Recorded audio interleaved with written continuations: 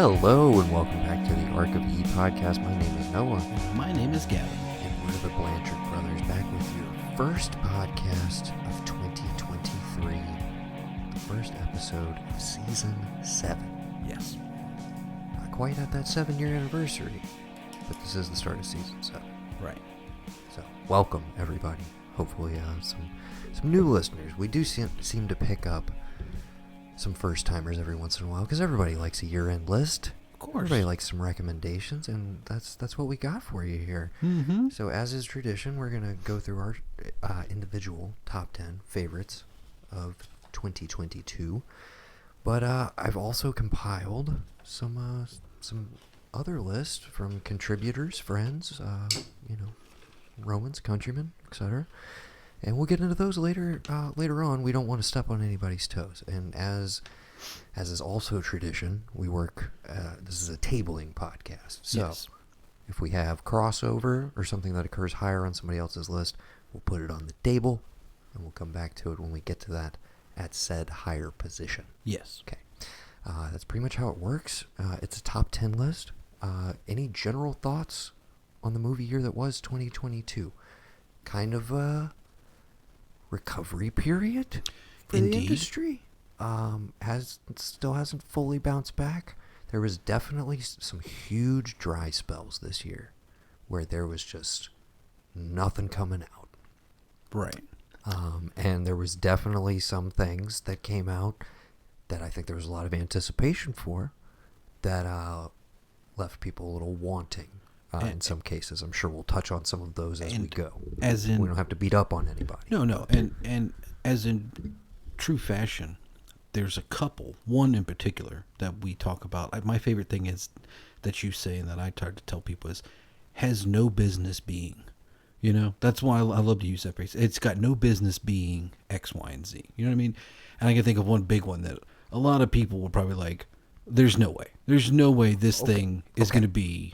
Well, what it is. Let's stop dancing around the issue, and let's actually talk about some movies. Do you want to kick it off, sir? Sorry, phone's blowing up right now. We're getting... all these live... Let's go to the phones. We're getting a call from Brendan Riley, who I think we'll call back later in the episode. Why don't we call him right now and get his audio on mic? We'll call him with his top 10, but we don't want to let him step on our toes. Okay, all right. We'll put him on our time, not on his time. Exactly. I'm not going to have him sit here for the whole episode. Yeah, no, of course. On the phone.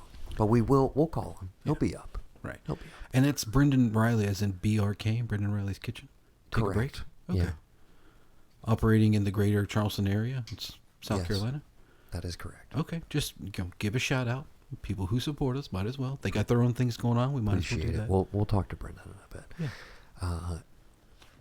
We should call them as different people, like different accents. Like we're just, I know he's gonna understand it's you, but we should definitely just be like, this is a bit. Go with it.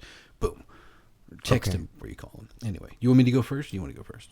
By all means. Okay. Well, my number 10 favorite movie of 2022 was Ambulance. Hell yeah. By Mr. Michael Bay. Directed by Mr. Michael Bay. Starring our Lord and Savior. Yes. Michael Bay. Yes.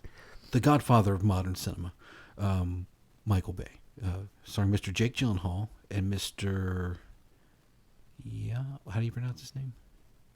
Yahya Abdul-Mateen. Abdul-Mateen. The second? Or the third? We're going to call him the third. No, I believe he is the second. Okay. Yes. Let me Basic premise. 2 brothers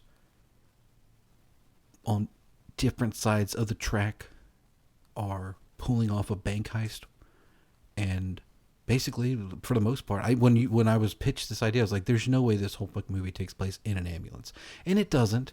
You have to have the Michael Bay of it all, and like showing his love for like action and like respect for the cops and the police and everything's all militarized and all that. And I get it, but it's also. It's Michael Bay, man. I didn't think he could pull it off, and here he does it again. I mean, it's like when you told me he's going to make a crime movie about the Sun Gym gang in Florida. I'm like, there's no way. And he pulls it off with Pain and Gain. But still, yeah. I would love to see more like this. I'm glad that the Transformers stuff is over, and that he's getting to do whatever he pretty much chooses, because He doesn't have to make another movie ever again. He's already proved his point. And at this point, it's like you think he's probably picking projects that he loves. Like, have you even seen the Benghazi movie? No. You might actually like it. I'm just saying. Just give it a chance. Perhaps I will. Ambulance, my number 44. Oh, wow. Of the year. You can tell what kind of show it's going to be, But folks. a movie I thoroughly enjoyed. A movie that did deliver in theaters. Nice unhinged Gyllenhaal. Mm-hmm. Which was fun to see. That's the best guy. Garrett Dillahunt. Of course. Just doing some nice workman like work. Yeah. And tons of this and that guys. Like, oh, it's this dude. It's that dude. Again, we're not here to like shit on one movie to raise another, but can I ask, The Gray Man's nowhere on your list. It's on my list as like ones I've watched, but I don't know where. It's not in the top 10 though. It's in the top 20. Okay. You don't like The Gray Man? Much further down on my list. I just wanted to highlight this though. The way Michael Bay uses drone shots versus the way the Russo brothers use drone shots. Mm-hmm. Let's just say one is art, the other is garbage, trash. Who's the trash? The Russos. Okay, the use of drones in The Gray Man was rather pointless, and I thought not particularly well done. I also think that movie does not look very good for the fact that it cost like $280 million or however much they spent on it. It was like most expensive up to its time. Yeah, and I don't think it's on the screen. Whereas Ambulance, which I think was made for like $70 million, super cheap. Looks like every single cent is right up on the camera. If it was made for 70, it cost 20 to make. 50 million was just doing the Michael Bay touch up on the oranges and the grays and all that, just to give it that feel. That's all that was. Disappointed to see it kind of flop and underperform at the box office. I know it was a big hit on VOD. That seems to be the trend with a lot of stuff, honestly, is the stuff that is kind of mid-range. People are just like, I'll wait for it, but then it is having a big back end where people will drop the 20 on it before it goes down to the rental price, where people are just like, oh, it's something new, I missed this. And I think it is one of those that like a few years from now we'll have you'll look back on it and you'll be like, that's one of the higher tier in recent memory. It wasn't a full on like Pain and Gain level in terms of like later period Michael Bay, but it was an enjoyable time at the theater. Me and our buddy Brendan Riley had quite the good time. Oh, good. With Ambulance. And also when I think about it, I'm like, he got his check already. Like when the budget and all that's done, it's like once the movie's there, it's up to whoever owns it to distribute. It's up to them to try and make their money back because it already got made. Everybody got paid. I'm sure some people probably have points deals still, where it's like, you adjust it for all that. Like, I don't know if you've ever heard the story that like, I think I probably said a million times on this podcast. I'm going to say it again. There's still a way that like they haven't paid Kevin Costner like $30 million for Robin Hood Prince of Thieves because technically the forensic accounting says that movie didn't make money. When we all know it was the second highest grossing movie of 1991 or 2 whenever it came out. So when you're talking box office stuff, yes, they use those numbers to like, was it a hit, was it not? But it is nice to see that like they are monitoring the metrics on who watches when and who spends what online. Because it's one of those that, like, again, you've made it. You've paid for it to be made. You've paid for the actors to do it. It's on the business side to sell it and, like, make it something worth watching in theaters. I don't think even something like this not doing that well is ever really going to harm Bay because I think he's enough of a name filmmaker that, like, at the end of the day, there will always be a streamer that will be willing to shell out the cash for, like, something with his name on it. So I mean, I made the joke about the color correcting. $20 million was probably his salary. He demands a high salary, and God bless him for it, because I don't think a lot of people do these days. Again, I mean, I just recently rewatched Man on Fire and was reminded again that there's a giant Tony Scott sized hole in cinema, and Michael Bay is the only thing that even comes close to filling it these days. So for that reason alone, did you ever see the original Man on Fire? No, but I know it's in streaming circulation now. Maybe we can. I watched it on Hulu. I don't know. Maybe you want to do Scott Glenn, dude. I know. Maybe you want to do maybe we play around with 2x2 retro review, and for the year of 2023, I'm just floating this out here. We're just kicking ideas around. Yeah. First part of the year, but what if we do like a original remake sort of thing? Dude, I'm there. Yeah. Yeah, Could be interesting. Why not? There's plenty. I mean, it's a topic that is Let's definitely take- well let's take it one explored. step further. Let's go beneath the surface of like. Let's find the ones that were expected made ones. in years that end in 3. Let's take The Man on Fires, for instance, where it's like you forget that, like, oh yeah, this book was adapted like 15 years before they decided to do it again, but nobody remembers that movie as a classic or anything. Mm-hmm. So yeah, let's find those examples. Yeah. Okay. My number 10. Yeah, go for it. All right. My number 10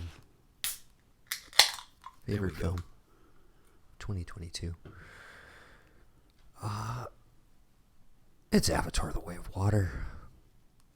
I Cool. was going to do like a big build up and come up with something funny, but it just is. It absolutely Snuck right in there at the end, huh? 100% delivered. Yes. It's the most recent addition to my list in terms of cracking the top 10. Yeah. Not the last movie I saw from last year. We'll get into that one probably at some point. I'm sure somebody else will bring it up. But yeah, it did the thing. I don't know what else to say. Never doubt Big Jim. He gave me like one of my favorite movie-going experiences of the year. It delivered on all fronts. All of the visual splendor of the first movie is just like, okay, yeah, it looks like 16 years has passed. Or not 16. How many years? Yeah, close to it. 2009. Was it 2009? Is that right? Yeah, 2009. It's been 13, close to 13 16 years, excuse me. Yeah. There's another movie that I've been waiting 16 years for. That's why I have 16 in my head. Okay. We'll get to that one much later. You haven't seen it yet? Haven't seen the first one. Okay. I mean, Did you miss my conversation with Brendan? We were raised on Big Jim, man. Like, what? Right. What? I mean, You've never even seen the first one? I've seen Dances with Wolves and I've seen The Last Samurai. So I get it. I know what it's about. I talked about this with Brendan when we were outside of Violent Night the other day. And he was shocked that I had. And I was like, yeah, man, like to me, it's amazing that like he was the special effects dude. And they sent a woman down to be like, what's up? And he just takes charge like, well, we're doing this, we're doing that. And they're like, that guy knows his shit. And he gets to make Terminator, which is one of the greatest science fiction movies of all time. Great. I don't know. I feel like he had a hand in writing it. Right? Yeah. Same thing with Aliens, right? Him and Galen Hurd. Yes. Right. Did he write this? Yes. Okay. With a big old team of writers. Right. That's my thing. On It's this like, one, the previous one, I believe, is solo writing credit for the first one. I just think that like, If I'm not mistaken. I think he's only made 10 movies maybe, but there's thousands of things he shot and funded to shoot all underwater. And I think he just needed more money to fund that whole underwater thing. And I've said it before, when we figure out how to live underwater, it'll be James Cameron who's done it. He'll figure out the pressure deal and we'll get to live in the Marianas Trench. It'll be great. When they said like, oh, only one camera's ever been to the bottom of the Marianas Trench, I was like, I wonder if, sure enough, it was Jim Cameron. So that's great. I don't know. It never really, I think the word unobtainium just got to me early on and I was like, this seems like a cop out. I don't want to watch Avatar anymore. I don't know what it is. I'm sure they're great. I love Sam Worthington. I love Sigourney Weaver. You know, I even like, I fucking love Stephen Lang, but I was going to say, for Stephen Lang alone, the fact that you have not watched these movies is baffling. Well, hey, Noah, it came out, what, 13 years ago? It could be up for 2x2. You know. I mean, like... We could do like a Last Samurai and then the remake Avatar. You know what I mean? It could be done. If I, like, paid for your ticket, like, will you go watch it with me? Yeah. You'll go watch Way of Water with me? Yeah, you don't do need that. to have watched the first one. See, that's where you lose me. Why you telling me I don't need to know anything about going to, like... He'll recap it for you. Okay. You'll get it. Would I get more of enjoyment, do you think, if I watched the first one and then I watched Yeah. this one? Okay. I'd But be you in the don't know. need to. I don't need to, right. You can take my Blu-ray home because apparently the Disney Plus streaming quality is terrible on the okay. original. But Yeah, I'll my try it. Blu-ray still looks great. Okay. I'll give it the old college try, sure. It passed me by.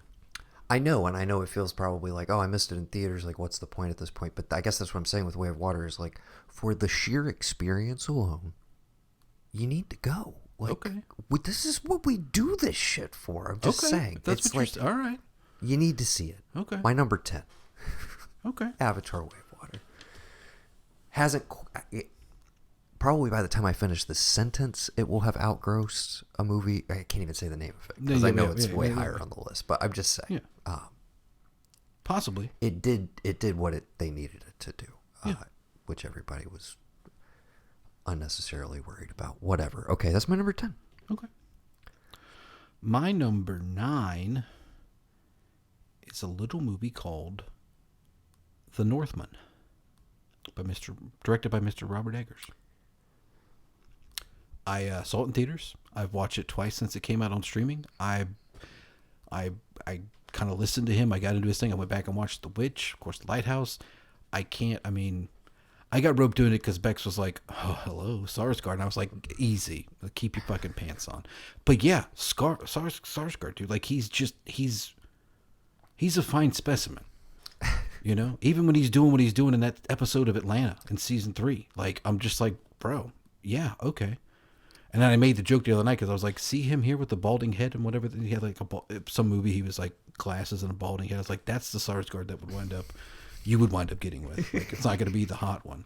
But yeah, no, obviously it is it is a ancient fable, Hamlet. It's all that sort of thing. It's the origin of that, the changes they make from that, taking it from like its traditional landscape and like, you know, what considered as Iceland and like Greenland and all those where the Vikings were, kind of moving it into the land of the Rus and Ukraine and all that sort of stuff. And, you know, just beautifully shot of the time, as all of his things are. And I don't know, I saw it early and it was one of those, I was like, yeah, I'm definitely glad I saw this in the theater just for and then like you get into stuff and you're like, there's no way. They wouldn't just, yes, no, Vikings were that terrible. Like raiding parties were that terrible. Like, we'll take the ones we want and we'll put the rest into a building and we'll burn the building. And then if one of you dies, your wife will get burned with the rest of your body while she's singing and they send you off in a boat. Like, it's authentic. I'm not going to argue history with that dude of anything. The Witch, The Lighthouse, this, because I know that guy's done 10 years of research in a year on this thing to make this movie as authentically as possible. And I appreciate that when it comes to modern filming. The pun intended magic trick of the movie is like, no, I'm just going to present Norse mythology straightforward, the way it's presented, and take it seriously and basically take it at face value. Right. And that in and of itself will read as like, oh my God, we've never seen shit like this before in this type of like fantasy movie. But it's like, no, this is as real as you're going to get. Actually, I'm just playing it straight. That's what I'm doing. Yeah. That's Northman is my number 25. Okay. Enjoyed it quite a bit in the theater. Admittedly, my least favorite Eggers movie of the 3 so far.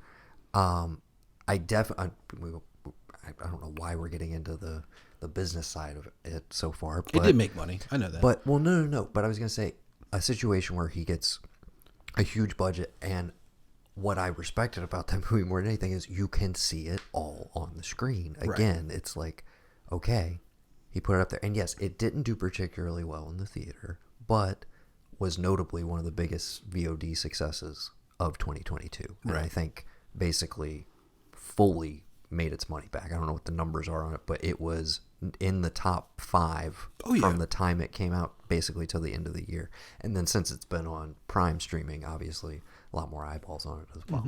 So I think it did just fine. Obviously he has Nosferatu right around the corner. Dude, I cannot wait for that. I think we get that this year. I hope I'm not sure what the turnaround time is, but yeah, possibly a late fall release would be really cool. I want to say when I listened to his talk with Marin that this had already come out because I'd already watched it, and I was just like, oh, okay. It was very early this year. So I feel like after press for that, he could probably get to it and get it done. If not, be done now and waiting to edit, or finish now and edit later for the year, closer to a Halloween release. Maybe I need to throw it on Prime again. Just highlight scenes. Just throwing it out here before we move on. Sorry, go ahead. Can I just say, is this not the fucking year of Ethan Hawke? No. Okay, because he's been in a ton of shit, and I'm like, where have you come from, dude? I mean, he's always there, but like... But no, this is not his year. No, it's not his year. I'm just saying, his like, year was first reformed a couple of years ago. Right, yeah. But I'm just saying, like, I feel like he's popped up in a ton of stuff. Yes, very active Yeah. this year for sure. Which makes me think that all probably was shot before COVID or like during COVID. COVID was a lot of Yeah. like I mean that's why he's excuse me. Well, I don't want to say the names of stuff because I don't know if Yeah, it's yeah, higher no, I on get- people's no, list, but yeah, I got it.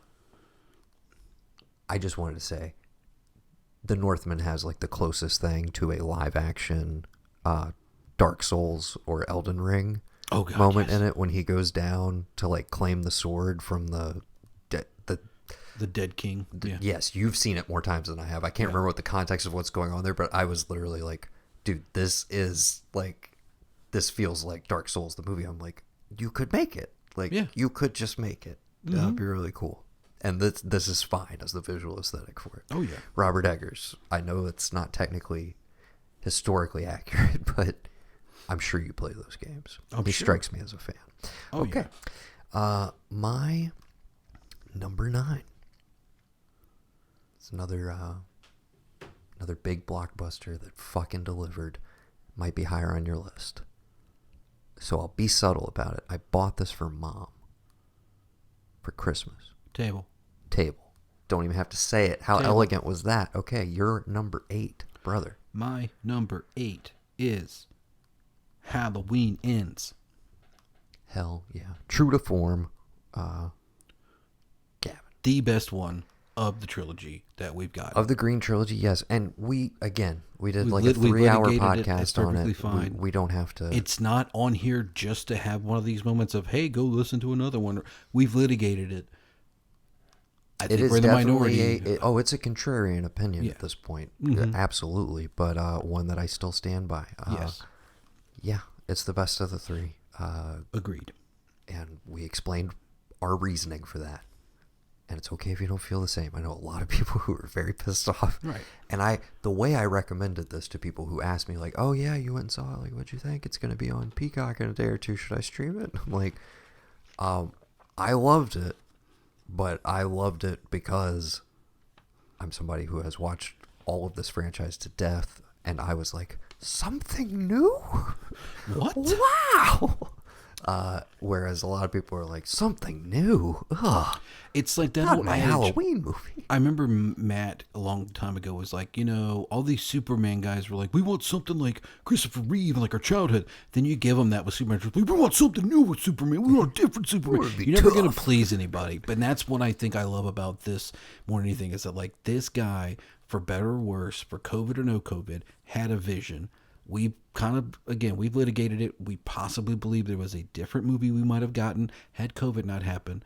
But in terms of what we got ending in kills to getting to ends, it makes it stick the landing as far as I'm concerned. We said that from the jump, Yes. and I believe that. And I can only thank them for doing that, for featuring this is a this pro town, Halloween all that Ends kind of stuff. podcast, Yes. and So, now I will bid farewell to Yeah. probably 90% of our people listeners listen, yep. because they're like, you guys lost all credibility. Right. Why do I care about the rest of your list? Exactly. To be clear, that was Gavin's pick. Yes, not Noah's. Halloween Ends, though. To be fair, my number 22 Oh, okay. of the year, higher Interesting. than Northman. Yeah. Just as you had it. You My mean- number you realize 8. we only have one so far that's in a top 10 for each other, right? Yes. Okay. My number 8, also probably higher on your list. I bought this for Dad for Christmas. Maybe.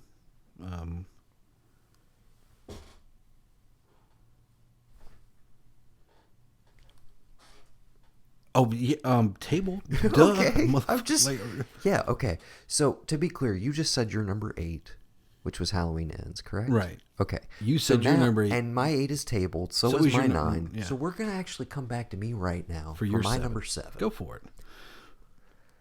I wish you'd been there with me, brother. My number 7 is Clerks 3. Go for it. Still haven't seen it. I'm not even going to put it down as a caveat, but I guess it needs to be said. I saw this as part of the Roadshow tour. Right. So I saw it for the first time in the most hospitable crowd possible, full of Kevin Smith fans. Kevin Smith introduced the movie and then did a Q&A afterwards that was about an hour longer than the movie itself. Incredible evening. Loved it. But I have not rewatched it. But in the moment, this movie just delivered. It was just chef's kisses all over the place for like 90 minutes. It was just everything he did was beautiful, man. I loved it. It was perfect. It's not going to be, it is, I mean, truly for diehard fans only. Who else is watching Clerks 3 at this point? Right. But I mean, it hit me in all the feels. It was exactly, it was even more beautiful than I thought it was going to be, because he's just such a big softie these days.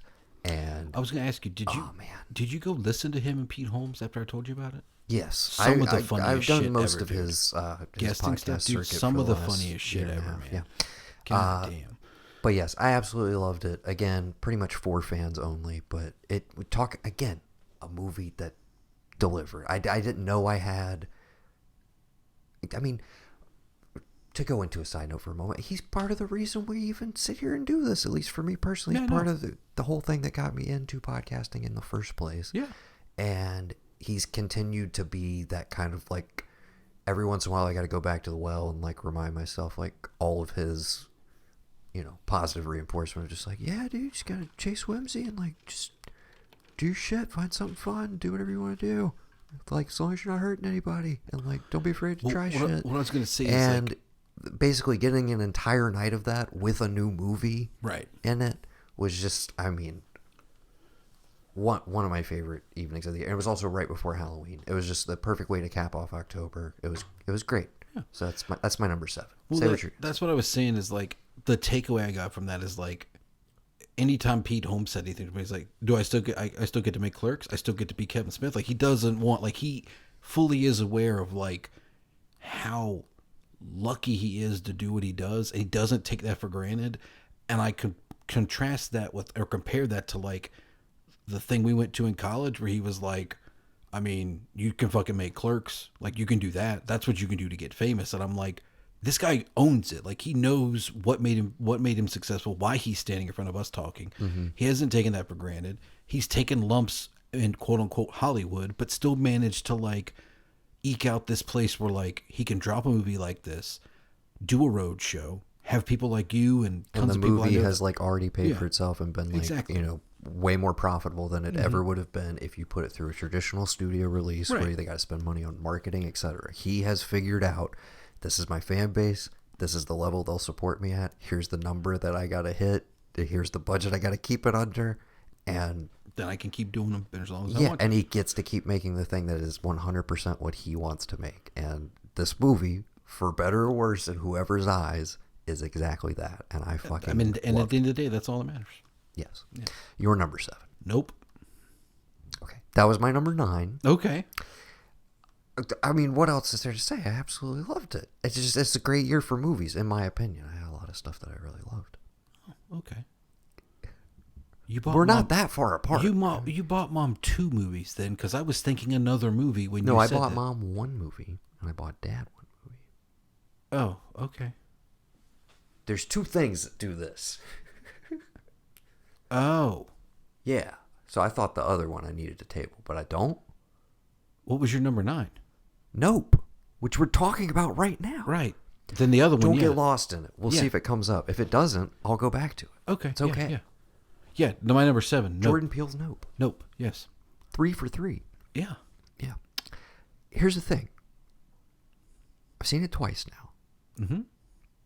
Is it the best of the 3? I mean...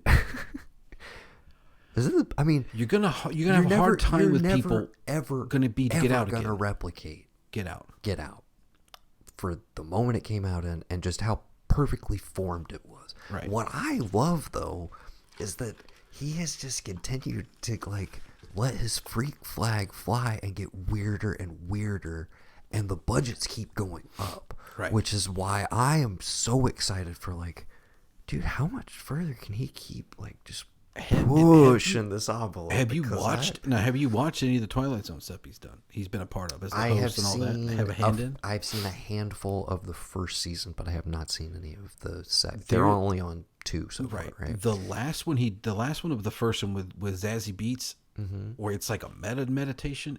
I think he directed. I can't remember if he did. Is dope. I will say this. I've said it before. when I went to Us, I was not given the premise of Us, and I was terrified. Mm-hmm. The flashback to the sitcom that we open with, and then we see the full scene, I was more terrified in those moments than all of Us. And that's not to say Us is bad. Us is amazing. It's creepy. Can happen, you never know.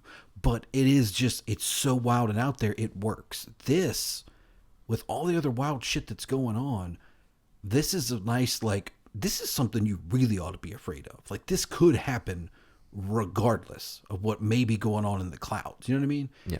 And fucking Michael Wincott, you got, I mean, it's just so... Flying purple people eater. We don't deserve the perfect shot. Or whatever. Yeah. Like, I just... What can you say, dude? I mean, he literally took one of my... I mean, how long have I... On this very podcast, how long have I been asking for Wincott to get to come off the bench and do something? Yeah. Like, really do something. And again, I saw he was in the credits when this was announced, and I was like, are you kidding me, dude? Like, I don't know if I could love Jordan Peele more than I already do. And I'm like, this is your cast list? You're like, oh yeah, Kaluuya's back. Kiki Palmer. I'm like, I like her. Yeah. Keelan the Bee. Hell yeah. And I'm like, and then you take Steven Yeun, like, in the conversation with Kaluuya as like one of the 5 best actors alive right now. And I'm like, hell yeah. And then I just happen to look a little bit further. I'm like, Michael fucking Wincott. So I'm already jazzed that he's going to be in it. But again, another thing that like that movie just kept delivering over and over again. Because again, I went in knowing nothing. The trailers tell you nothing. Right. You have certain expectations, but the way that he just like completely twists those. And I mean, it's been out for a while. A lot of people have seen it at this point. Spoilers if you haven't gotten to Nope. Mom, I know you're watching it tonight, so you've seen it by now. The signs scene, if you will, where he goes into the barn, and you see, I mean, in the moment, okay, I'm like, I'm speechless. Utterly okay? terrifying. And then when he punches one in the face and you realize that it's the kids, the joy that came across me where I was just like, oh, dude, he got me. Like, he's fucking with me, dude. Yeah. I was like, it's not like Little Green Men. I was like, it's something else going on here. And I was just, I love being in that space in a movie where you're just like, okay, I thought I had a handle on this. Right. I don't know if, and then you start questioning, like, I don't know if he has a handle on this. Right. And then, dude, the third act of that movie, it's just some of the most astounding filmmaking I saw all year. Yeah. Like, I wish I could have actually seen it in an IMAX, a proper IMAX yeah, that screen. would have been great. Unfortunately, we don't have one down here. But, yeah, I had to go back for a second dose. And I love that, again, like we said, the budgets are getting bigger, and he's getting more and more fearless, I think, and just like, I'm gonna put some weird shit on screen, and I'm gonna have enough, like, you know, ambiguity where it's like, I'm not spelling shit out for you. Like, puzzle over it. Yeah. Take your time with it. Like, come back again. Take another spin. I mean, all of that stuff forgives the fact that Keith David is in this movie, Noah. Keith David is in the movie. Exactly. Yes. That no spoilers for that. You will understand why when you watch it. But yeah, you forget that is a thing. Yeah. But it's so compounded with all this other stuff that when you realize, wait a minute, that wasn't just a random like coin that fell to the ground. What are you talking about? Because of that third act twist and the whole just, you know, Yes. the idea of like filming it. My favorite moment was when he's like, you know, how are we going to get it? Oh, I brought my own camera. Runs on film. Like, did I tell you this motherfucker would show with a film camera? Let's go. Yeah, That is, I love it, dude. That is just one of those like. That's one of those moments too where I always wish I was sitting next to my brother. Every once in a while, I have a moment like that. Where I'm just like, yep, we'd be vibing over that right now. Absolutely loved it. Nope was what a great time. Yeah. I can't wait for Mom to watch it so I can snag that Blu-ray and rewatch it again myself. Yeah. All right, I'm a little lost in the sauce. That was 7 for you. Yes, it's your number Back 6. over to my number 6. I'm taking a wild stab. Maybe higher on your list. I'm just gonna say it. The Batman. Table it. No, you don't have to table it. It didn't make the cut. I'm sorry. Go ahead, please. Okay. I was thinking about it, but no.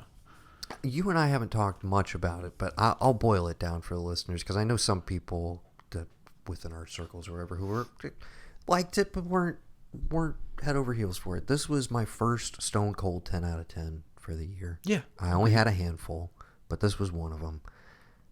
Batman movies at this point, they're all about choices. Like what's the director going to do? There's been so many of them at this point. What are you going to do to distinguish yourself? And to that point, every single decision that Matt Reeves made, I'm sitting in the theater, I'm like, yeah. I was like, he's giving me everything I've ever wanted to see done with this character that hasn't been done up to this point. And he's doing it on this grand, epic 3-hour scale, which I did not mind a second Hell of. no. Incredible Paul Dano performance. Incredible chemistry that has not really been present in the series. No, not at all. But between Pattinson and Zoe Kravitz, just like there hasn't been that much heat since Batman Returns. Like since Pfeiffer and Keaton. Like, come on, man. No Kidman and Kilmer. Maybe a little bit, but I don't know. She's great in that movie. Nicole Kidman is killing. Kilmer's great as well. The chemistry there, I don't know. Yeah. There's a lot of dead parent baggage just hanging over everything, which I like that, like, the movie doesn't really get caught up in any of that. We don't have to watch the pearls again. We don't have to watch them die. Like, the design of the suit, the whole look of the city. We're gonna, this is the first of many times he'll be shouted out. You asked me, was it Ethan Hawke's year? No, sir. If it's anybody's year, it's Colin Farrell. Yeah, it is actually. 3 incredible performances in 3 movies that are all in my top 15. Yeah. So we'll get to the one stray later. Yeah. I loved it. Saw it twice in the theater, and I've rewatched it twice on HBO Max. Yeah, and I just picked it up on Blu-ray. Yeah. I loved it. I loved everything about it. Pattinson's great. I can't wait for the next one. I'm so excited to see where they go with it. I love where we're at. Yeah. I don't know what else to say. No, that works. I agree. It's my number 11. It was my number 11. Hell yeah. Yeah. Totally fine. Yeah. Not hate. Not like Mayfield, who gave it a 6, you know? Yeah. What the fuck was he thinking? I know, right? We'll get to your list, buddy. We'll see what you had ranked higher than the Batman. Yeah. All right, so my Your number number 6. 6. That's correct. My number 6 is Something in the Dirt. Hell yeah. Something in the Dirt. Just outside my top 20 at the 21 slot. This was a late addition as well. I knew it was going to be on your list. Benson Moorhead. I'm not going to call him Woodward and Bernstein anymore. They've earned it. They were in this entire movie together, and I fucking loved it. I thought it's probably my favorite one they've ever put out. I knew you were going to go hard for it. Yeah. If I got to rank them right now, I mean, it's right up there because, again, the turn of spoilers, I guess, for anybody who hasn't seen it, and if you're not familiar with their previous films, we got Resolution, Yes. Spring, Yes. The Endless, which is probably still my number 1, Synchronic. Yes. Am I missing one? You're thinking of like the Moon Knight stuff. Here's the thing: Am I missing another movie? No. When they Okay, we dropped hit 'em all. when they dropped this trailer, it has them as like directors Loki season 2. And I'm like, did they do all of Loki season 2? Are they doing 1 or 2 episodes? I don't know. It was just interesting because Yes. I kind of forgot about Loki having a TV show. But bringing this all, I think this one, very similar to Clerks 3 in a lot of ways, in as much as this is for fans of their stuff. Yes. This is not where I would start anybody. No, God, This no. is not very welcoming in terms of like vibe or tone or anything. But if you've watched the evolution of these guys to see like, oh, okay, we're in COVID, we're kind of restricted right now. What can we do? Well, I have you this know apartment. they're some of the most creative guys working today, regardless, on a low budget scale. So to see what they cooked up, basically, I was very excited for it. And I had all I knew was vaguely like it's kind of conspiracy related. And I was like, okay, well, how's that gonna fit into the grander universe they've established? Because again, all of the movies we've mentioned are connected, Right. to one degree or another. So See, Yeah, I'm stepping all over. It's your pick, but I yeah, would say just- if you're going to start somewhere, start with Synchronic. It's the most user friendly to get to. It has big name stars. That's how I got Becky into it, and then I would backtrack to Resolution followed by the Endless because it doesn't Right. work the other way. Right. If you do you got to do it that way. Resolution, then Endless. Yeah. Yes. Explain it, how start to finish, all that. You can throw in Spring. I explained Spring to her. Spring's tangential enough, but still a very good movie. Oh my god, dude, the ending is so good. I loved it. It's one of those like I love Taylor when- Pucci, man. man. One of my dudes. Wish he was in more stuff. But I love that this one is so like it's so. It's the way it plays with you when they're like, so wait, why did you?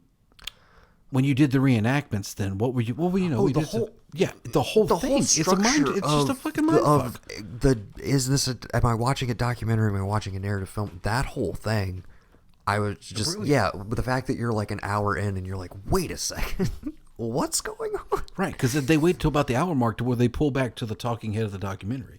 Yes, And as far as endings are concerned to me, I'm just like, if you can't see it in that last scene, going into like, the ending, you just don't get them at all. Like it's so fucking good. Yeah. It's so perfect. Oh no, I loved it. And again, it also rounds into, and literally the credits point this out, but it's a movie about these two dudes working together, like through their creative process, Right. playing like heightened versions and like wild ass versions of themselves. But it coming back to like, yeah, this movie's dedicated to making movies with your friends, essentially. And I'm like, God, Right. dude, it hit me in all the feels, which is not necessarily where you think you're gonna be by the end of that movie. But yeah, what a trip, dude. We love those guys. Very much looking forward to Loki season 2 and whatever they cook up next in the Benson and Moorhead universe. And if you know anybody who knows them and we could talk to them, that'd be amazing. They seem pretty approachable. Maybe we should just shout them out on social media and Pray. yeah, see if they'll come talk to us. Yeah, honestly. sure. Yes, that was something in the dirt. We're into the top 5. Is that correct? Top 5. Kicking off the top 5 with one of my favorite directors in the game right now, Mr. Park Chan-wook. It's Decision to Leave. He, of course, is the director of such South Korean classics as Old Boy, Sympathy for Mr. Vengeance. He did have an English language film that I enjoyed quite a bit called Stoker. He worked on The Little Drummer Girl, the AMC series with the aforementioned Sarsgaard and Miss Florence Pugh, which is also fantastic. What else? The Handmaiden. Need I say more? I guess I will. Decision to Leave is a kind of neo-noir thriller, but like a lot of Wook stuff is very genre-bendy. It's hard to nail down what exactly it is. And it's kind of elliptical, kind of keeps shifting around. There's a lot of Hitchcock in here, but like modern Hitchcock. Basic plot: detective is investigating the possible accidental death, possible suicide, or potential murder of a man, and his wife might have killed him, possibly. And spoiler alert, he is a married man.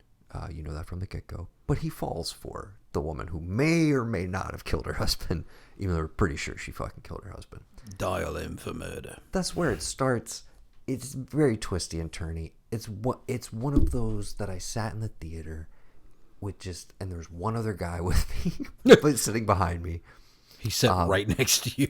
He was one row behind me. It was a small theater, but I like to sit a few rows up for subtitled films so that I can read them cleanly. I just had a giant smile plastered across my face because it is one of those where you're just watching a dude who is just an absolute master craftsman, and you're just like, dude, just take me away. Like, show me this thing I've seen in a billion movies before, but I've never seen quite like this. Like, show me you. What? It's on my need to see list. Need to see list. So it is available on Mubi. If you want to sign up for a free trial of Mubi, they released it. It's their first theatrical release. They, of course, are a streaming service that curates awesome movies. But this is their Is that first the one foray that Malton does on his like Mubi or like He might advertise for them. A lot of podcasts do. it's like you can like donate and like you can collaborate and like you can get early access to stuff that they make or whatever. I think so, Yeah. essentially. But it's the place to stream Decision to Leave for free if you have a subscription to that service. So again, you can sign Okay. up for Mubi, a free trial if you want to, but it is also rentable on all your regular VOD services. Highly recommend it. Just a pure pleasure of genre filmmaking.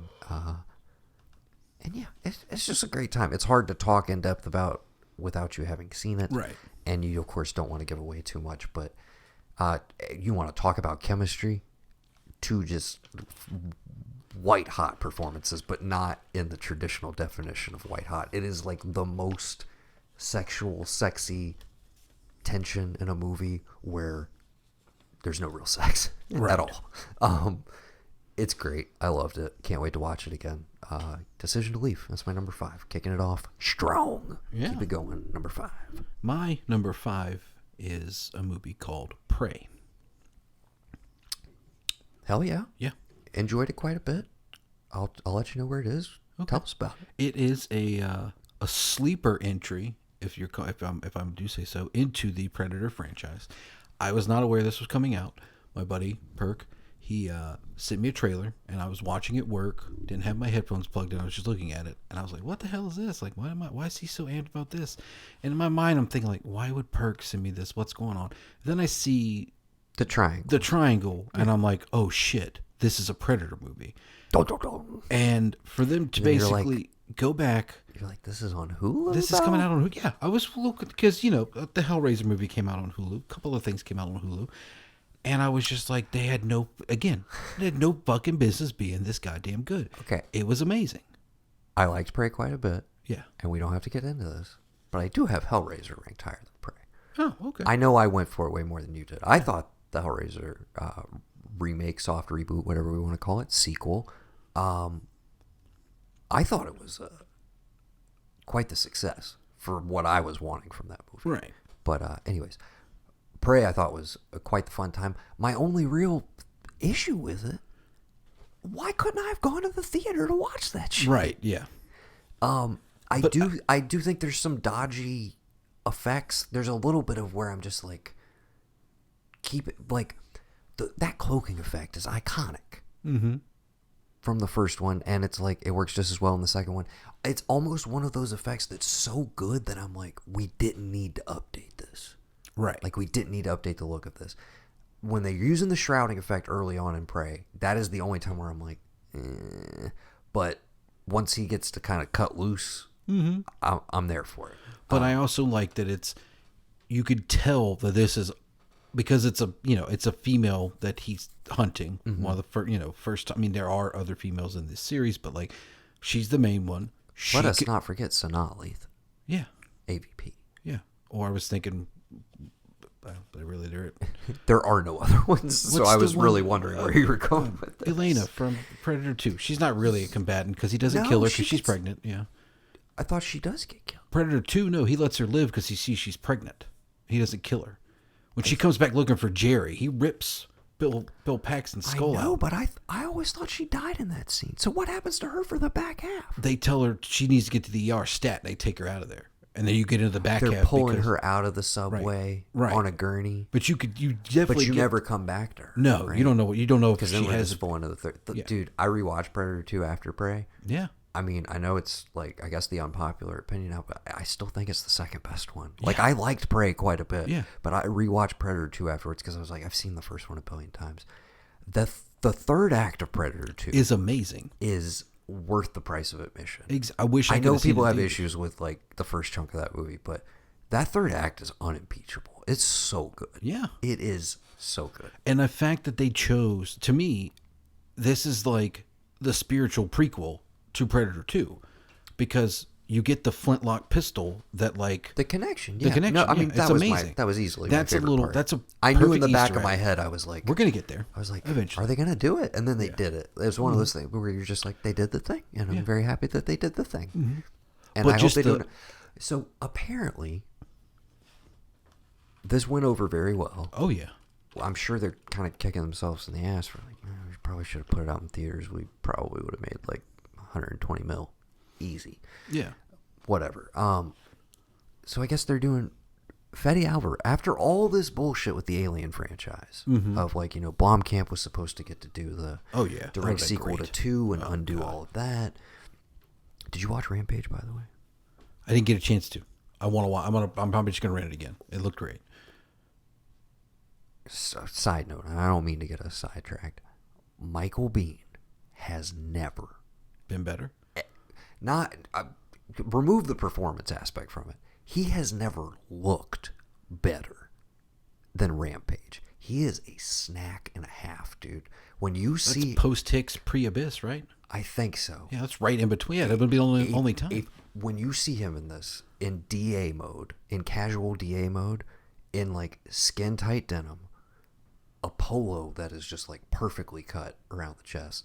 A little bit 5 o'clock shadow. I bet the it's hair is post Navy SEALs. I bet it's post Navy SEALs. He looks amazing. I was just like, oh my God, yes. What if we paid somebody to put Michael Biehn from Rampage as the other DEA agent or whatever, and to Live and Die in LA, the one who makes it out? We do love Peterson. We do love our Biehn, boy though. The other Pankow, dude. Pankow. Yeah. I re-listened to that episode after I rewatched Live and Die in LA. Yeah. Like a couple months back, and then I was like, oh, I really want to listen to a podcast about this, and I'm like, oh wait, we did a podcast about. I did one of those. Yeah. I'm listening to my own. I sat and listened to our episode again, and I just. I strive to make you that happy when I introduce you to a new movie. You were so on board. That's how I feel when I go back and listen to the thing where I played you Ian Matthews. You're like, what is this 70s song I've never heard before? Yeah, I live for those moments, those gotcha moments, man. It's not rude. It's just like I found something you didn't know about. I love those. I said I wasn't going to get sidetracked. I got sidetracked by the bean. Okay. Fede Alvarez of Evil Dead remake fame. Ooh. Apparently now is getting to take the reins on some sort of new Alien project, but they're doing the same thing. It's a for Hulu movie. And I'm again just like, why? Yeah. Like, are you really getting that many new subscribers? Like, what is the downside of putting it out in theaters? I don't get it. I'm at a little bit of a loss. I don't understand what the industry is anymore. Yeah. I mean, COVID, man, that's twisted it all around. But yes, I thought it was great. Yeah, we got everybody used to watching shit at home. Well, here's the thing. I think I loved that many people probably don't take advantage of. There is a cut on Hulu you can watch of that movie with just traditional Comanche dialogue. That's it. Comanche, whatever. Oh, that's how I watched. Yeah. You have no English speaking, no whatever. And I love it that they're like, let's do a take for the one that people. And the thing is, you could totally put that take, the one where there's little to no dialogue, in theaters and go from there. But no, you instead you give me 2 versions on Hulu. I'm not mad at it, but I think you probably are kicking yourself where it's like, we got to test this. If anything, make it limited on Hulu for like a week. And if you get like the numbers, then say, now we're going to have a theatrical release. I don't know. No, I don't understand why it's not the reverse. I don't understand why it's not Netflix. Theatrical release. It's out. We drop it for 2 weeks in the theater. Let it do what it's going to do. It stays. And then after 2 weeks, it's available on Hulu. Guess what? That's the only place to watch it. You can't rent it on VOD from Prime or another service or whatever. So it's like, if you have Hulu, great. Or you're incentivized to like, hey, I missed it in the theater. I'll sign up and do a trial, whatever. But then you're still bringing in the theatrical revenue for people who want to see it on the big screen. Mm-hmm. Like, I guess they're like, well, we don't want to lose that cut that we have to pay to, the theaters themselves. So we'd rather just keep it all within our streaming structure. But again, I don't understand how streaming is profitable. I don't get how you make money to continue to make more stuff off of this when there are no ads. But a lot of them are introducing ads this year. We're getting sidetracked. The industry's in shambles. Yes. Just want to make that clear. Thanks a lot, coronavirus. Okay. That was my number 5. What was your number 4? My number 4 is The Eternal Daughter. This is the lone film on my list that was a VOD watch, regrettably. Just straight up didn't have an opportunity to see it. Nobody picked it up here in theaters. This is the latest film from Joanna Hogg. her two prior films have made my year-end list. Is it the first cow lady? That is, you know what? Respect for being in the ballpark, brother, because It's not the she's it's a not the female. Nightingale lady. No, that's Jennifer Kent. Yeah. It's not the first Kelly Hawk one. Reichert is the first cow lady, Okay. who does have a new one that just snuck in at the end of the year with Michelle Williams that I don't know if is available. I think it's getting released in January, but it was limited release beforehand. Huh. Joanna Hogg did The Souvenir and The Souvenir Part 2. Oh, yeah. Okay. Two movies that I've discussed in previous episodes that deeply touched my soul. Here's the thing. I was excited for The Eternal Daughter because it stars one Miss Tilda Swinton, and I knew it was a COVID project, and I knew from the trailer it's Tilda Swinton in a dual role, playing mother and daughter. Huh. I'm like, cool, sign me up. Vaguely pitched as a horror movie. They're in a secluded English manor. It's very foggy. Only one of them's real. I mean, yeah, which Yeah. spoiler. I mean, which you kind of guess right from the get go, and it's not treated, to be honest, as this huge reveal. Because what the reveal is, about an hour and a half into this, spoilers for anybody who wants to see the Eternal. You've already seen it. If you were excited for this movie like me, Yeah. and dropped $15 to watch it the second it was available on VOD the first day, the first evening, as a matter of fact, you were already in the bag for this. But then you got this beautiful present that I'm about to reveal. So again, if you haven't watched it, don't listen to this. The secret is, this is The Souvenir Part 3. Oh. But I didn't know that. And you wouldn't know that until you watch this movie, and you're kind of in the back of your head, you're like, well, Tilda as the mom kind of looks like the mom from The Souvenir, but you write it off in your head as like, okay, but yeah, we're in a different time period. This seems like it's present day. Like, okay. But it's also kind of timeless because, again, English manor, it's foggy. Like, it's in a dreamlike headspace to begin with. But then you get the names of and she refers to her daughter as Julie at one point. I'm like, oh, Julie, wait, like the Souvenir. And okay, so in The Souvenir, Part 1 and 2, the Julie character is played by Tilda Swinton's daughter, Honor Swinton Byrne. Huh. And Tilda Swinton plays the mother. But in this one, I was just like, oh, Tilda, but it's because it's the older version of Julie, the same character now. Oh. But also her mother, so she's playing scenes against herself in old age makeup, and it is not even one where they're like, oh, we're gonna try and do the like trick your eye with like stand-ins and like have them in the same frame together. It is like intentionally drawing your attention to the fact that like, no, this is, we're going back and forth between these setups and how she would have played these scenes, Right. Some of the most gorgeous compositions of the year, great atmosphere.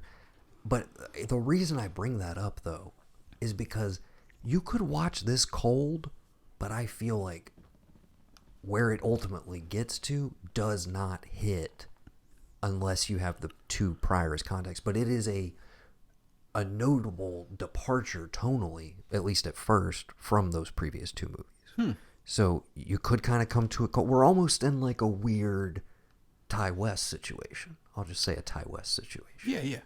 Okay. Because all his situations are weird. But yes, The Eternal Daughter, huge recommend. But again, with the caveat that I do hugely recommend that you need to see The Souvenir Part 1 and 2 prior, which are phenomenal films. All of these movies have made my year-end list. And The Souvenir Part 1 kind of changed my life. So, yeah, go watch those movies. Okay. My number 4? Your number 4. Barbarian. Hell yeah. Glad it's getting a shout out. One of my favorite movies of the year. One of my favorite horror movies in the last 5-10 years. What a great year for horror. So perfect. I mean, I was telling people the other day, the way that they shoot that house and is amazing. It's had its moment, but this is still one that I would like to talk around. Spoilers. Just I want to put that out there. I'm not gonna. Let's not. Yeah. I mean, but we can dance around. You got another Sarsgaard here. Yes. And you've got the total misdirects of stuff I love. This is the epitome of perfect casting. Yes. just 100%. the most genius casting of the year. Yes. It worked like gangbusters. Yes. And the fact that you... The other Sarsgaard, as you mentioned, Right. Bill, Bill. Justin Long, and I feel like I need to give her a moment and look up her name, because every time everybody talks about this movie, they mention the two of them and nobody mentions the female lead. Yes. And she was phenomenal. She was amazing. So, excuse me for a She moment. held everything it's a shame together that we perfectly. don't have her name at the tip of our tongue. Georgina Campbell as Tess. Yes.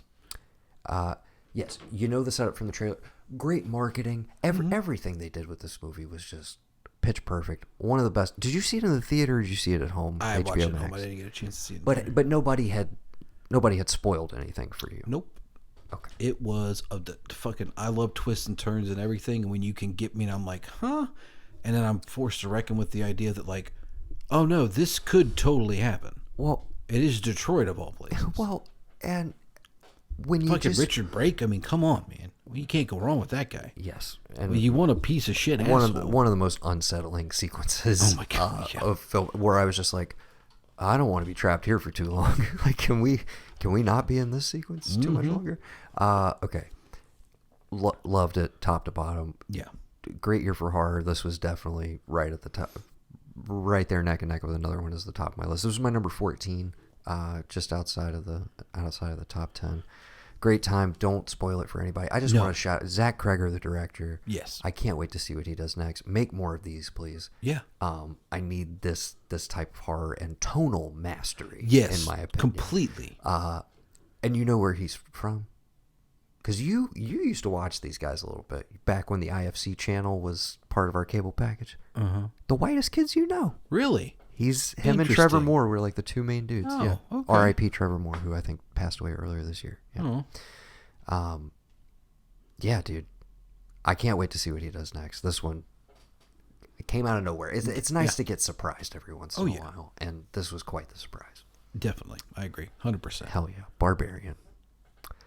My number 3. The Banshees of Inisherin.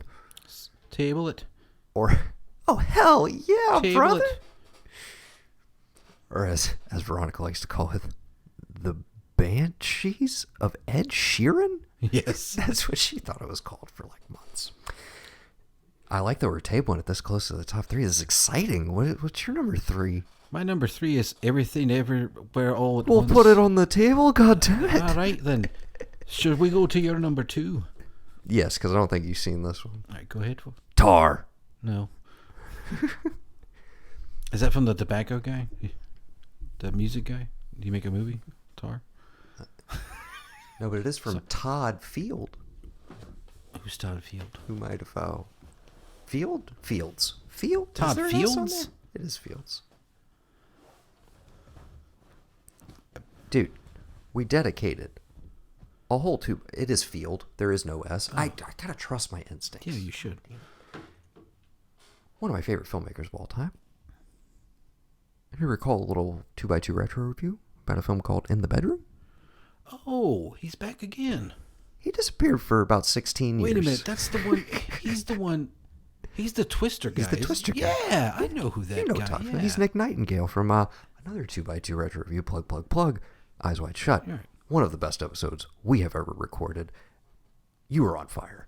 I'm sorry. I did my research. Oh, I go back and listen to that one. I did my research for that one. I knew stuff. That was a great episode. Yeah, that was fun. We ought to do that again. We ought to do Eyes Wide Shut again. No, I mean, for sure, dude. Yeah. We do it every year. Just any movie with Once like creepy a sex year. stuff in it, like creepy well, cult sex stuff. That was the summer of sexual seduction. That was, which we definitely probably should bring back again. But, yeah. Okay. Tar is the latest film from Todd Field. Again, he made In the Bedroom, stone cold masterpiece. One of my 10 favorite films of all time. That's saying a lot. And then went on to Little Children with Kate Winslet, Patrick Wilson, and old Jennifer Connelly. Yeah. And subsequently Sorry. And subsequently just kind of checked the fuck out. And a lot of projects that never quite came together. You know, I just one of those guys I would always like, well, let's check on the old IMDb. He's going to make, at one point, it was like, he's going to make Blood Meridian, the Cormac McCarthy novel, the most violent Western ever written. Yeah. And I was like, wait, like for real? Like this is gonna happen? And it was listed as like in pre-production for like months and then years, and then that never happened. So I've been waiting, and just out of the blue, I think it was it was earlier this year. I forget when it got announced, but it was just like, hey, by the way, Todd Field's back, new movie. It's called Tar, and it stars Kate Blanchett as a female composer. I'm like, all right, cool, sign me up. I don't care. The trailers start dropping for it. I'm like, I have no idea what this is about. Cool. Whatever, let's do it. Oh, it's 2 hours and 40 minutes. All right, make it longer. I don't give a shit. Let's do this. I saw it with virtually no context whatsoever, which is how I think you should go into it as well. Any movie you should go with no context. Yeah, arguably any movie, but dynamite performance. She's probably going to win Best Actress. She's not my Best Actress of this year. That's somebody I'll shout out when we circle back around to things. But incredible performance. It's one of those where it's like, I mean, the movie does not function without her, but I mean, you know, Stanley Kubrick died in 1999, and we're never going to get another Stanley Kubrick movie, but we do have a guy who worked with him, and maybe it's like the closest thing we're going to get to touching a little bit of that magic these days. Tar, again, 16 years of anticipation. Can you wait on a movie longer than that? Are you going to tell me what it's about, or I got to watch it? You don't know what it's you about. Want to no? Do you want to give? I give you like the Give me like the briefest. It doesn't even have to be a narrative sentence. Just tell me things to make me watch it.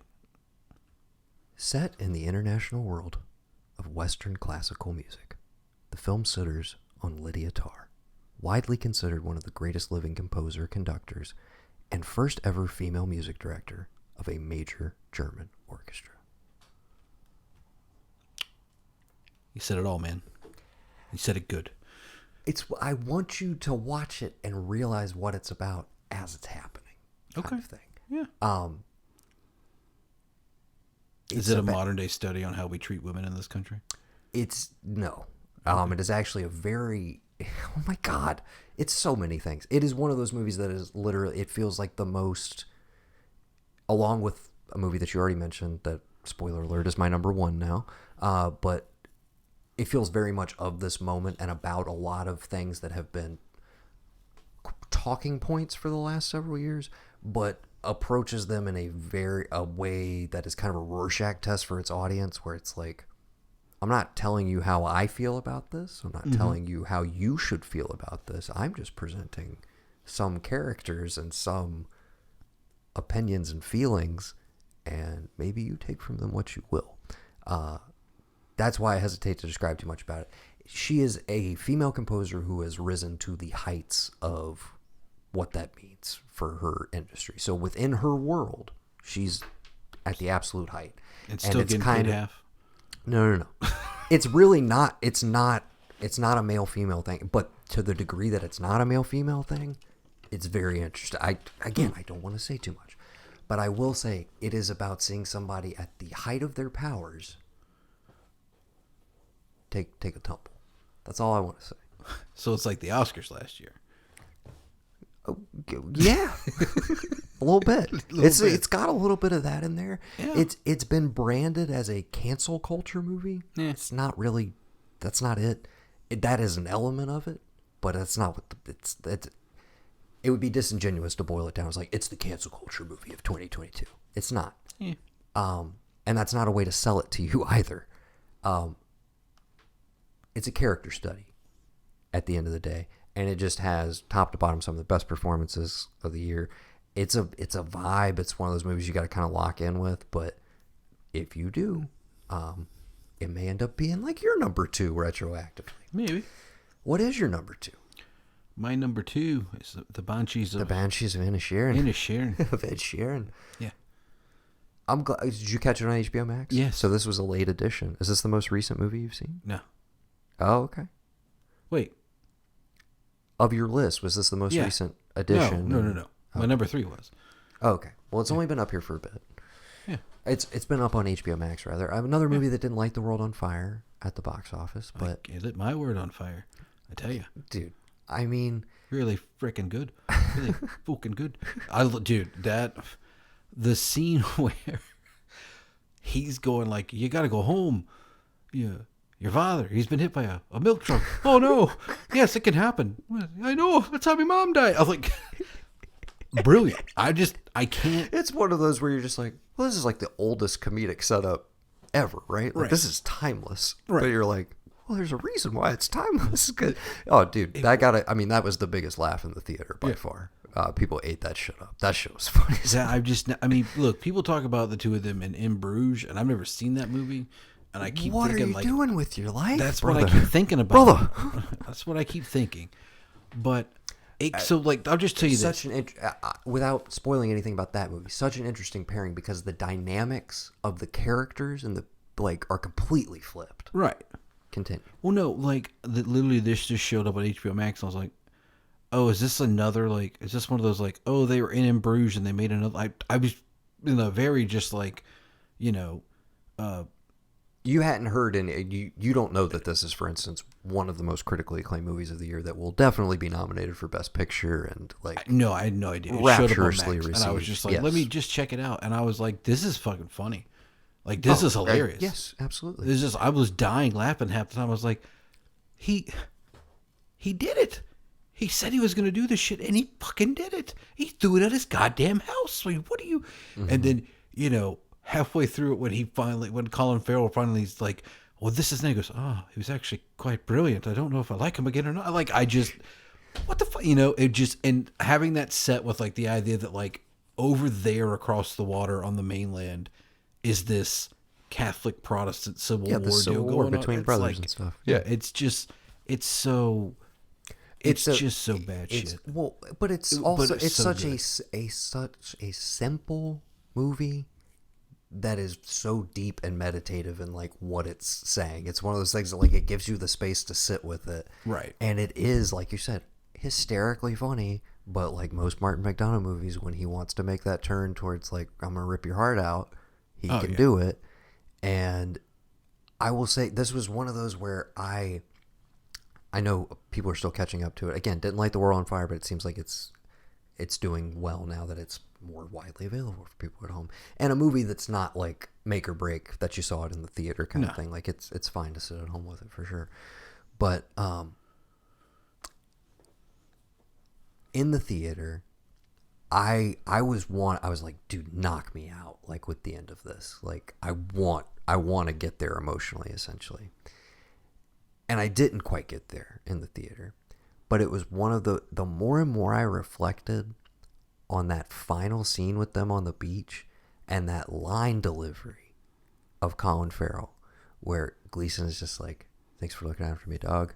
He's like, anytime. I can't even replicate it. I won't even. But the way that he says anytime, it's the last line of the movie, I was just like, wait, that was it though. That was the whole emotional catharsis and everything I was looking for. And now every time, I haven't rewatched the movie yet, but I will just think about that scene and get emotional.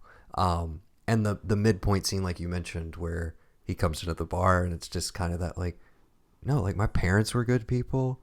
Like my sister, she's a good person. Like it is enough just to be a decent person.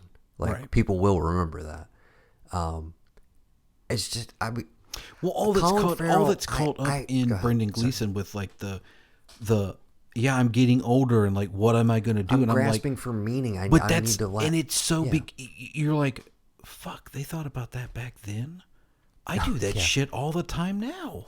Well, and you're also like, dude, they had a lot less other stuff to distract themselves with back and they're then. still doing that. Exactly. You it's know? Just, it's like back then, it was like you can go to the pub and play with your farm animals, and I guess that's about it. But Colin Farrell, this is the second time we're shouting him out. Yeah. The other movie, which is just outside my top 10, is After Yang, which is on Showtime. Highly recommend to people as well. He's always been one of my favorite actors, and he has the most soulful eyes and face, and this is the best use of it in recent memory. I know I've yet to see it. I know Brendan Fraser, is essentially a shoo-in for Best Actor, but I would not be upset if Colin Farrell like pulled the Anthony Hopkins and stole it out from underneath him and Everybody was really upset about it, but it would be 100% justified. Because again, to have something like in this year, like After Yang is a very subdued, subtle, internal performance. The Penguin who it is very like it's fucking A24's year. meh. Dude, have you seen the shit they put out this year? They got some bangers, bro. I agree, but they're also, to their detriment, they're putting out a lot more than they used to, given year to year. And I don't know if all of them have hit necessarily, but I think Eternal Daughter is A24. Yes, there's been a lot of good stuff. I don't know if it's their year. Clearly not at the box office. No. The Northman, also A24. But yeah. Sorry. You're getting me distracted. Yeah. Banshees? Are we still talking Banshees? Yeah, we are. I mean, yeah, everybody should see it. It's on HBO Max. You wouldn't be upset if I don't know if I can watch the Fraser one. I don't know if I can watch it. Yeah, I wouldn't be upset if Farrell pulled it out. Sorry, I was just saying he's always to me been an extremely like soulful actor, and I like that you have within this year that something that can be as like gregarious and out there as the Penguin performance, where it's like just put a bunch of makeup on me. I'm just like I'm gonna lean into it. I'm having a good time. Can't wait. We get the series this year, I think. Yeah, the Penguin series on HBO Max. Yeah. Yeah, just the range, man. Mm-hmm. He's always been one of my favorites. I can't wait to see what he does next. He's just always, he's just one of my dudes. Yeah. I'll check out anything he does. Great performance. Definitely say maybe stay away from the Northwater if you love him that much. But again, amazing. Go see it. Go watch it. But if you want to see him in full on Daniel Day-Lewis, Daniel playing, you want to see mode. those eyes change from like the softest, like whatever you were talking about, to just like that is pure fucking evil. The Northwater. But like a vacant evil, like an evil that looks at you and goes like, what do you expect from me? Like, seriously? Like, Devil's eyes. Humanity from me? Yeah. What a great show. Shout out to the Northwater. We're not on a TV podcast, but as always, watch the Northwater. Right. So we're going to have to go to your one to talk about my three in order, then I'll go to my one. To get to your number one? Which is, I would imagine, it's going to cover your number 8. Yeah, probably. Yeah. Let's do it. What's your number one? You already mentioned it. Yeah. It's Everything, Everywhere, All at once. All at once. What can you say? I mean, the movie says it all. Yeah. At full volume, repeatedly, and I loved it. So fucking good. It is pure sensory overload. It is emotional overload. Oh my it God. is filmmaking overload. It is everything. It is a maximalist movie made on a minimalist, intimate scale. It is. I have not laughed harder in a movie. We haven't talked about this it year at all. So since watching Michelle Yeoh come home to Jamie Lee Curtis playing a piano with her toes, because in that universe, people have hot dogs for fingers. Was your moment? I mean, I was laughing the entire time up to it, but I had to stop. I had to have Bex turn it off. I was like, can you just, I want to know what's going on here. I have to stop this. The fact that they show you because I just talked to her about like the Barbie trailer. I was like, this is the scene they're making fun of. Like they're trying to be this scene from 2001 with the Barbie trailer. Here's how you understand it. I'm explaining to her. I was like, Noah has this tattooed on his arm, all this and that. And then like when they go back and they give you that 2001 shot, but the apes have like hot dogs for fucking fingers. I was like, what the fuck is this? And then to cut later on to it, all the versions of Jamie Lee Curtis, that one was my favorite because it's like they want to be so close and but it's like they fucking hot dogs for fingers. How fucking stupid is that? But it's so fucking funny. But all of those stupid, ridiculous multiverses all have an emotional payoff within them, which I was just like, how? Yeah. How did you guys do it? Yeah. They're fucking magicians, dude. The Daniels are just... Yeah. There's nobody else doing shit like this. I'm so glad that this was like a big coming out party for them. I've been rooting for these guys for forever, it seems like. Love Swiss Army Man. I mean, going back to like the Manchester Orchestra, the Turn Down for What video days, like they're just super creative, and they've always had that just like that again tonal go for brokeness that you just the stuff that the weird little idiosyncrasies where it's like most people would be like, oh yeah, it's a funny idea, like, but it would get shouted down in the room. These are the guys who like they don't shout each other down. Right. They escalate and they're just like, oh yeah, okay. Yeah, we're gonna put butt plugs on Jamie Lee Curtis's desk in the background and we're gonna pay it off an hour later. Yeah.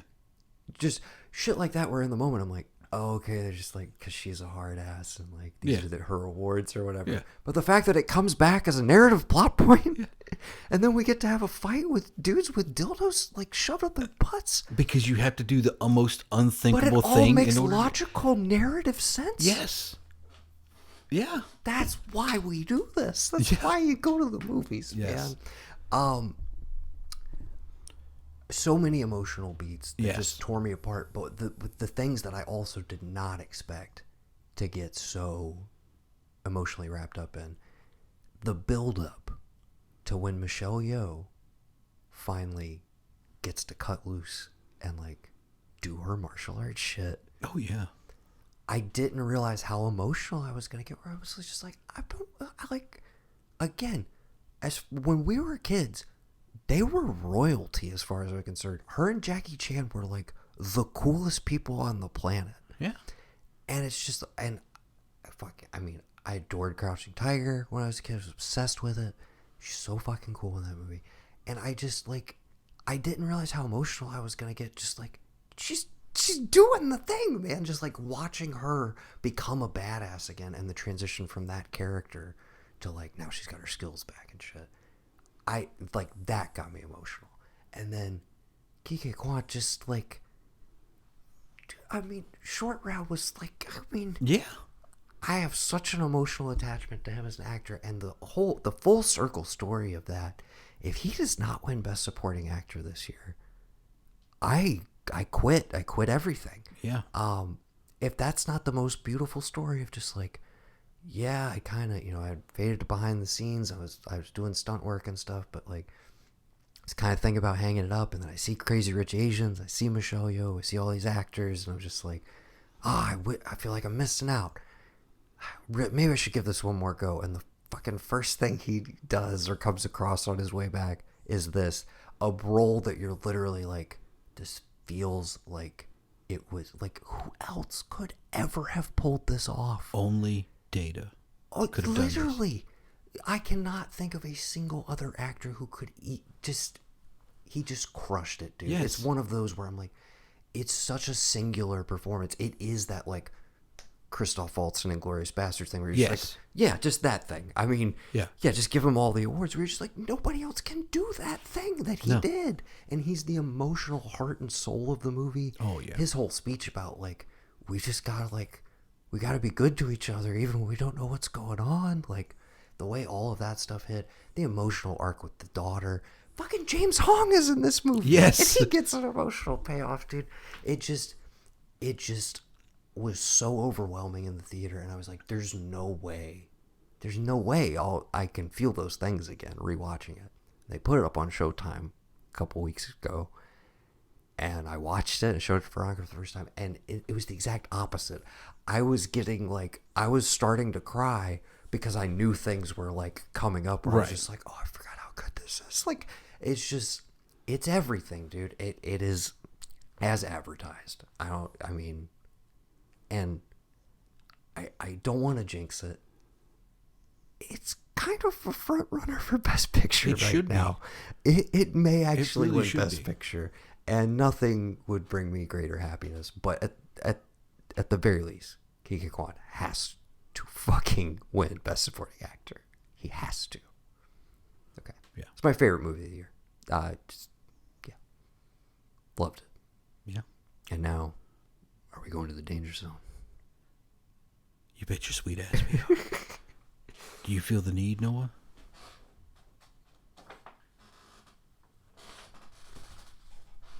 You know this by heart, don't you? I do. Yeah. So does your enemy.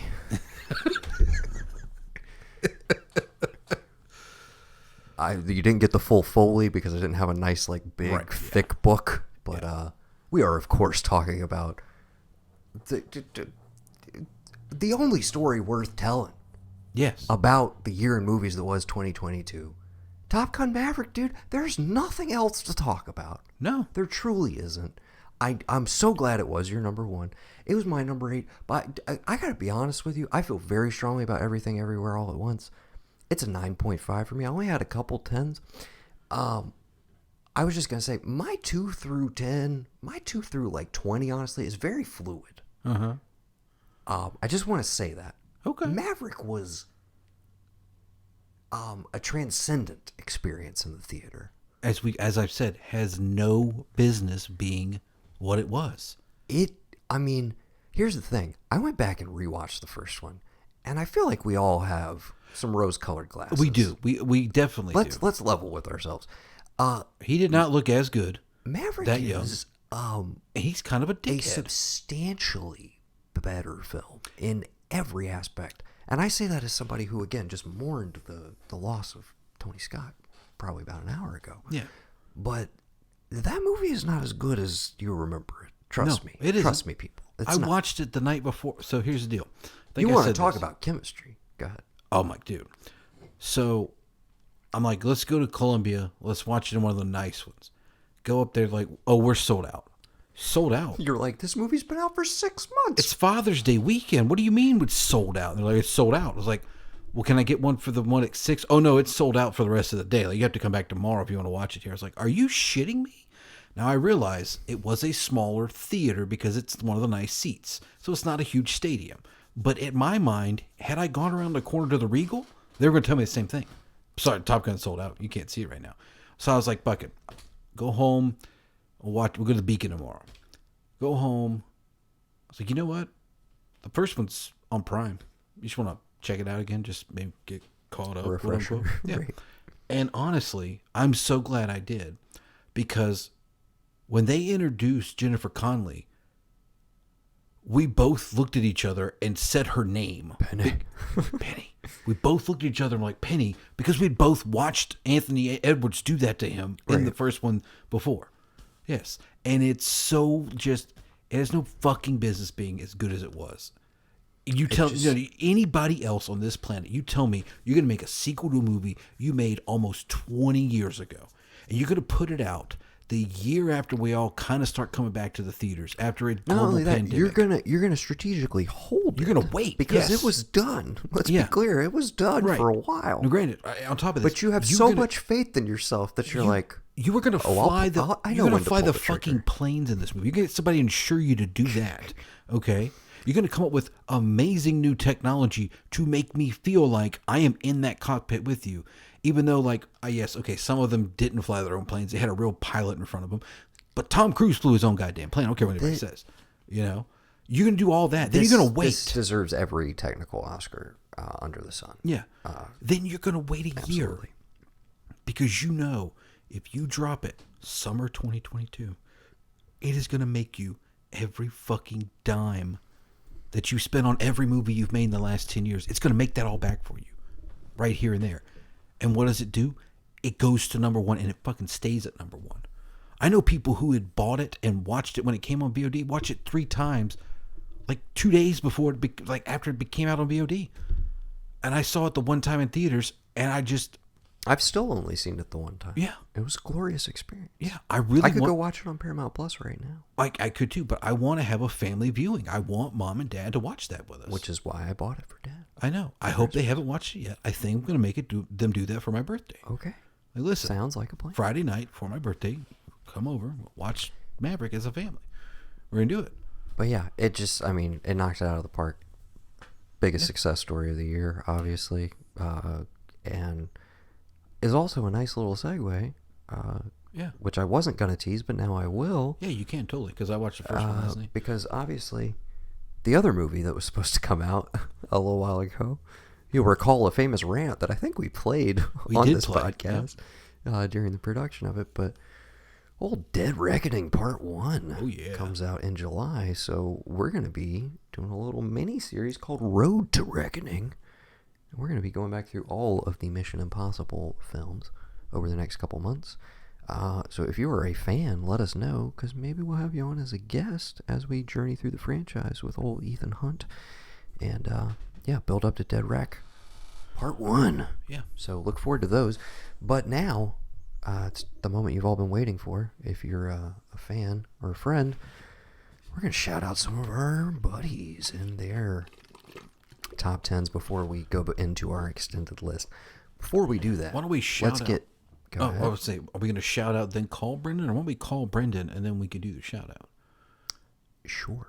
Is that why your phone's up? You're going to call him right now? I was going to look at people's lists that I have. Yeah, I said we'll do the shout outs and we'll call I him. can call him, whatever. Okay. Yeah.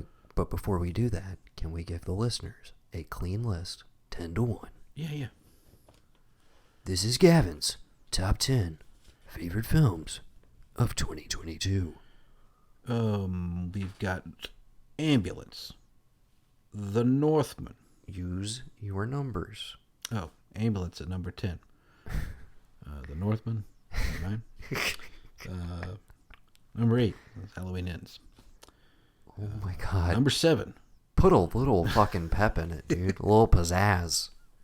Keep them engaged.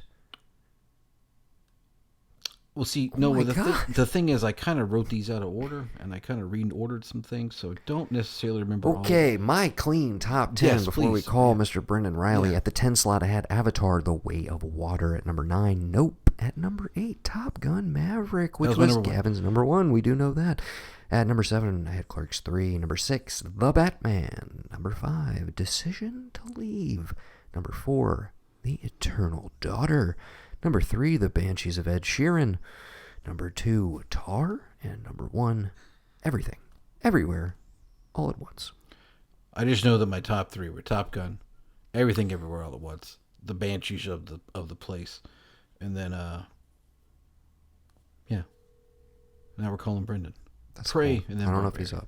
he's up. We'll see. Well, I mean, it's Brendan. Yo, You sleeping? no, I'm fucking halfway. I got an hour and 10 minutes left of SAR. Oh, this man is watching Tar at the moment. Okay, well, Oh. you're on the podcast, by the way. Yeah. Oh, hey, what's up, man? What's up? What's up, listeners? What's up, listeners? Say hello to Hi, everybody. listeners. Hello, everybody out there in TV land. It's podcast land, but it's okay. You'll get better at it. It's okay. Okay, so while I have you here, Yes. have you narrowed down a top 10 or a top 5 that you would like to share with us before we're getting into everybody else's list, but we just finished ours, so we're going around the horn looking for Yeah, stuff I we may mean- have missed. There's 3 definitives, I think, from this year that Okay, shout them out. this seem to be pretty much on everybody's list. I don't know how I would rank them 1, 2, 3, but the definitive top 3: Maverick, Avatar 2, and Everything, Everywhere, All at Once. Gavin was literally mouthing them along with you as you said them. Except I think he kind of fumbled on Avatar. So people have already listened to the episode at this point. His number 1 was Maverick, and mine was Everything Everywhere All at Once. So there you go. But my number So 2. we're all in line right now. Gavin's number 2 was Remind us. It was the Banshees one. My number yeah. 3 was Everything. Oh, Everywhere All at Once. So- really? Yes, but he had Everything Everywhere All at Once in the 3 slot. So those are all floating around there, all big And consensus picks. I like Banshees quite a bit. I sent that to you earlier, and when you asked for the top 10, I had it, but Yes. it wouldn't make my top. It wouldn't make my top 5, but it would probably make my top 10. I mean, I think it's still a solid choice. Absolutely. While I have you here, because Yes. you'll probably be the lone voice who might want to stick up for this movie, but Yeah. it seems like it's going to be a player around awards season. So I know you were a fan of Yep. Baz Luhrmann's Elvis. Can you tell us a little bit about what you like so much about that film? It was captivating. I think that Austin Butler's performance was outstanding, and maybe I'm looking too much into that, but it was exciting. It was captivating. It told a a story I think that maybe not everybody's aware of. I don't think the general population actually knows anything of Elvis other than, you know, he passed away maybe from doing drugs, maybe from not doing drugs, but they don't know the dark side of it, where he may or may not have been, you know, under the thumb of the colonel. And they see the glam and the glitter. So I think that dark feeling kind of gives you maybe more of an appreciation for what could have been going on in Elvis's life.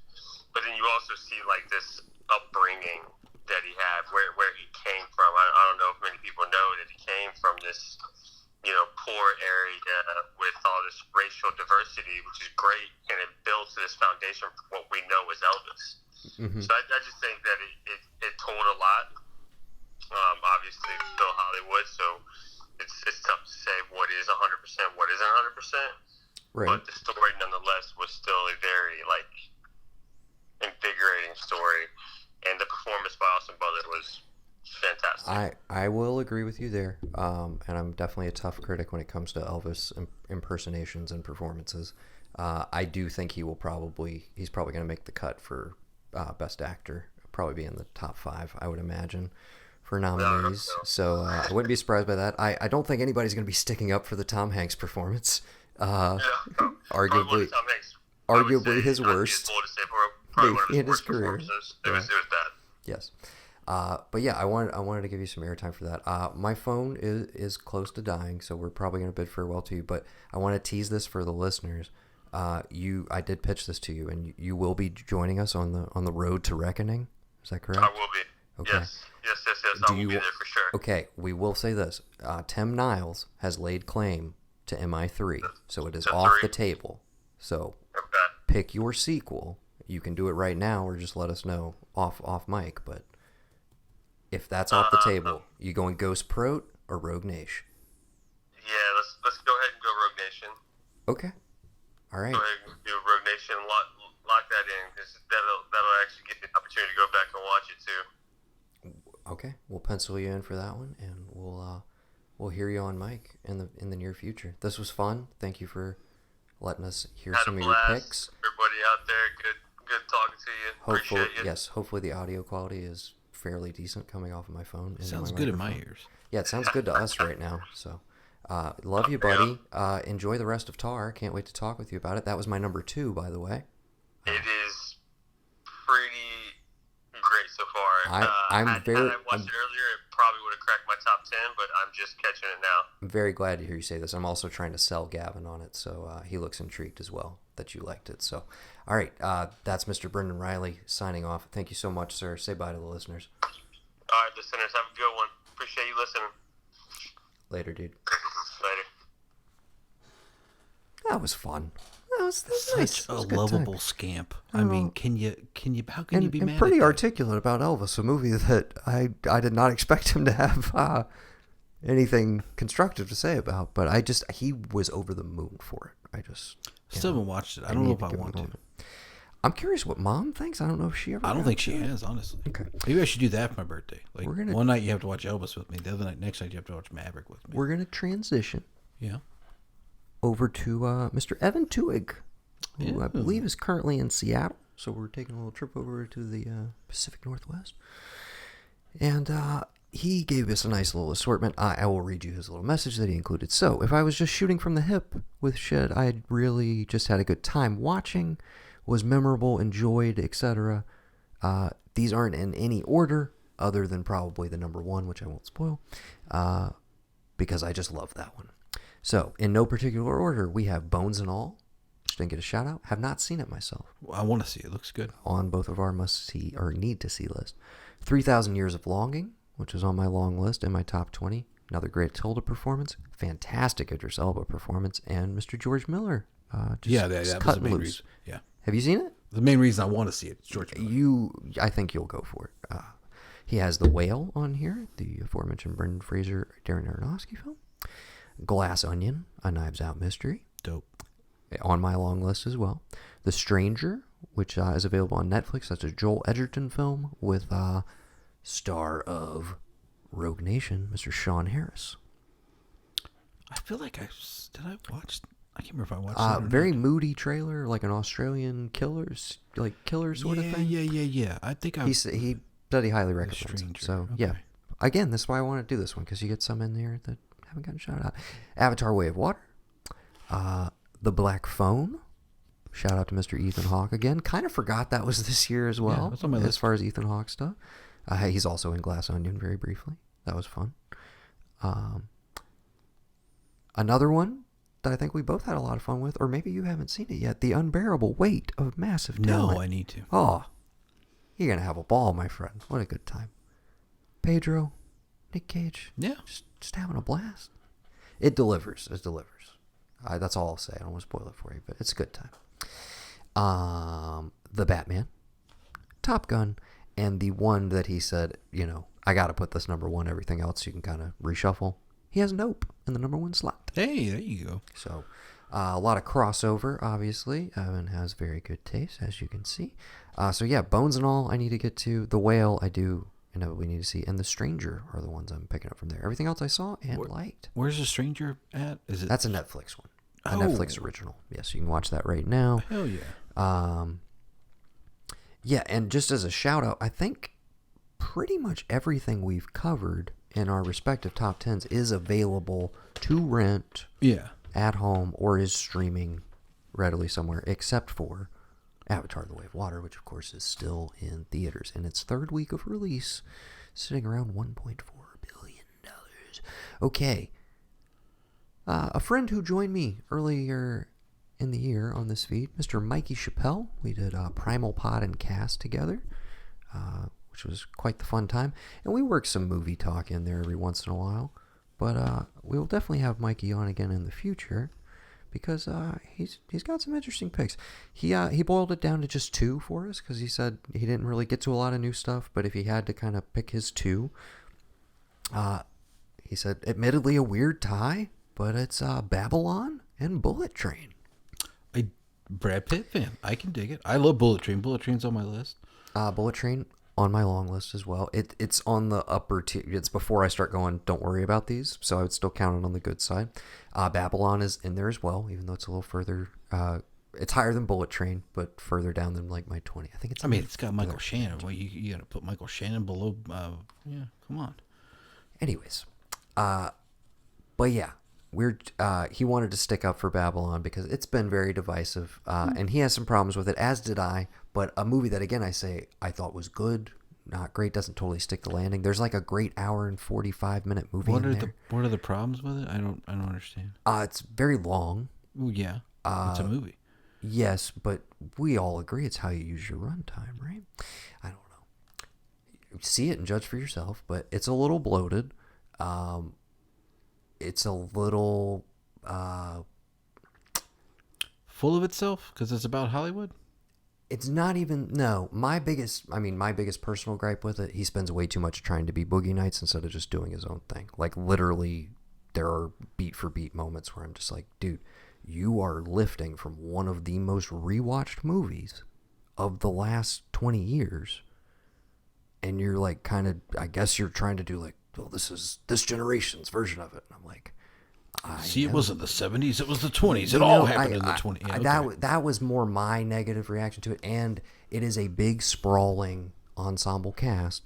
So naturally, there are some characters where I was like, oh, I really want to know more about that person. And he was not interested in telling that story. Apparently, there's a 4-hour version of this movie.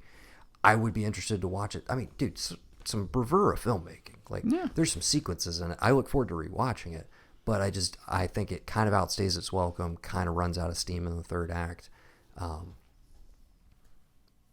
But if you're going to see it, go see it in the theater. I recommend it. Oh, I'm probably not going to see it. I just wondered about it. Okay. I don't like old Hollywood pieces. It's like, leave them back where they were. You would like this one because it's the opposite of that. It's the let's not be precious about this shit. Which I think some people are kind of like, okay, I don't know. Like, they're tonally mixed on it. Whatever. Did you watch Perry Mason on HBO? No, but I know season 2's coming, so I will catch up. That's to me is the most accurate depiction I've seen of post World War I, pre-Depression, old Hollywood. I feel like you would enjoy Babylon. I might. I don't You know. should probably I like watch Brad it Pitt. some Looks nice. I'm just gonna read you the rest of my list that I have of things I've we watched. have friends, man. We do? Yes. Why aren't they here with us recording right now? All right. No, Cut finish them your all list. off. No, I'm just no. no, You no. can be the one no, responsible for cutting off everybody's list. Tell me their list. I'm just telling you. I'm going to read the rest of mine. I don't have any order. I don't care about the order. I just want people to know I watch stuff. But tell me the rest of these lists. Go on. ahead. No. I go can for see it. you running out of steam. No, Go ahead. I'm not running out of steam. I had one more to get through, which is why I'm just like, why'd you have go for it. Why'd you have to cut me off? Who is it? Is it Tim's? I actually have two. It's Alex's, isn't it? No, I'm going to save the best for last. I do have Alex's. Okay. That wasn't a subtle dig at you, Alex. I do have somebody who outranks you coming up next. I'm sorry. Okay. In the 10 slot, he has Top Gun Maverick. Who's this? This is Mr. Sunshine Mayfield. Okay, we're doing Alex's now. Yes. Okay, go for it. He had Maverick at 10? Yeah. Hell's wrong with him? Tar at 9. The hell? Glass Onion at 8. Wait, no, excuse me. I am reading this list wrong. Oh. Excuse me. You're going to be even more angry. This is a top 12 Oh. because it was done on Letterboxd. It's just framed weird. Top Gun Maverick at the 12th slot. Jesus. Tar at the 11th slot. Ooh. Glass Onion at 10. Triangle of Sadness at 9. Haven't seen. Want to see. Yeah, I need to see it. Northman at the 8th slot. All right. Watcher at 7. The Netflix movie Watcher. That's The Watcher, and that is a series. Watcher is a fantastic horror movie from this year that I don't think you watched because it would have been on your list. You dick. What is it? Micah Monroe from It Follows. Oh, yeah, I watched it. I wasn't that great. I love her, but I wasn't that into it. Okay. It was good. The person whose list I'm about to read after this that I said outranks Mayfield, they have it on their list. It's on my top 20. You're the odd man out. Get with the program. Do any of those Can other I people... finish? Finish. Can I finish? Okay, go for it. Okay, Yeah. I'm finished. Bones and All at the 6th slot. Second shout out so far. Decision to Leave, number 5. Speak No Evil, number 4. Yeah. Nope in the number 3 slot. Mm-hmm.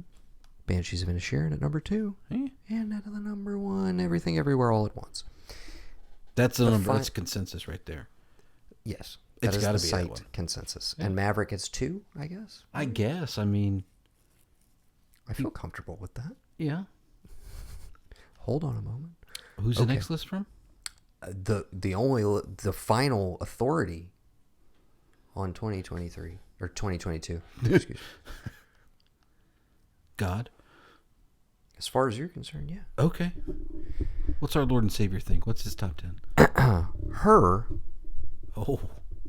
top 5 is as follows: Barbarian,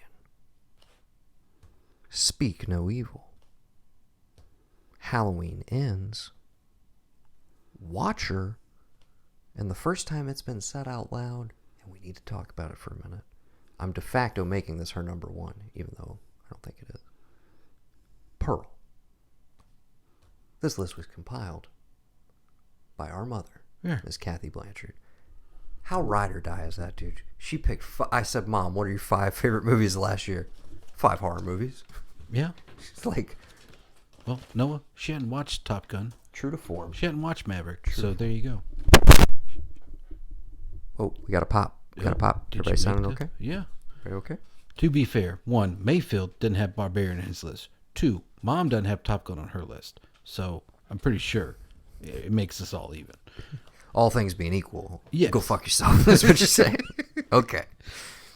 I mean, Brendan has Elvis on his list, and Mom, apparently Elvis was like a member of the family to Mom and all the people in her generation. She didn't even watch the Elvis Maybe she's movie. got a real hot take. No, maybe she hated it, and that's why we haven't heard. I don't about think it. she's ever watched it. I don't I think honestly she don't has think she either. has. 6 years later, she'll watch it but and tell Mom us had it was that all on. right. Anyways, Mom really liked Watcher. And sorry, we had teased a thing about possibly doing some categories or shouting out people as we went along. We had way too much to get to. I just want to say, I think we said Colin Farrell. Not that we have to make this a gender thing. If we're gonna put up a female actress as the performer of the year along with him, it's unquestionably Mia Goth, also playing 3 roles. Yeah. I mean, technically it was Pearl and Maxine, but she played Pearl in 2 different time periods. So it's 3. Well, and then we get Maxine on our next list. year. Yeah, it would be a goth. Do you think the world would say Jenna Ortega? Certainly, that would probably be.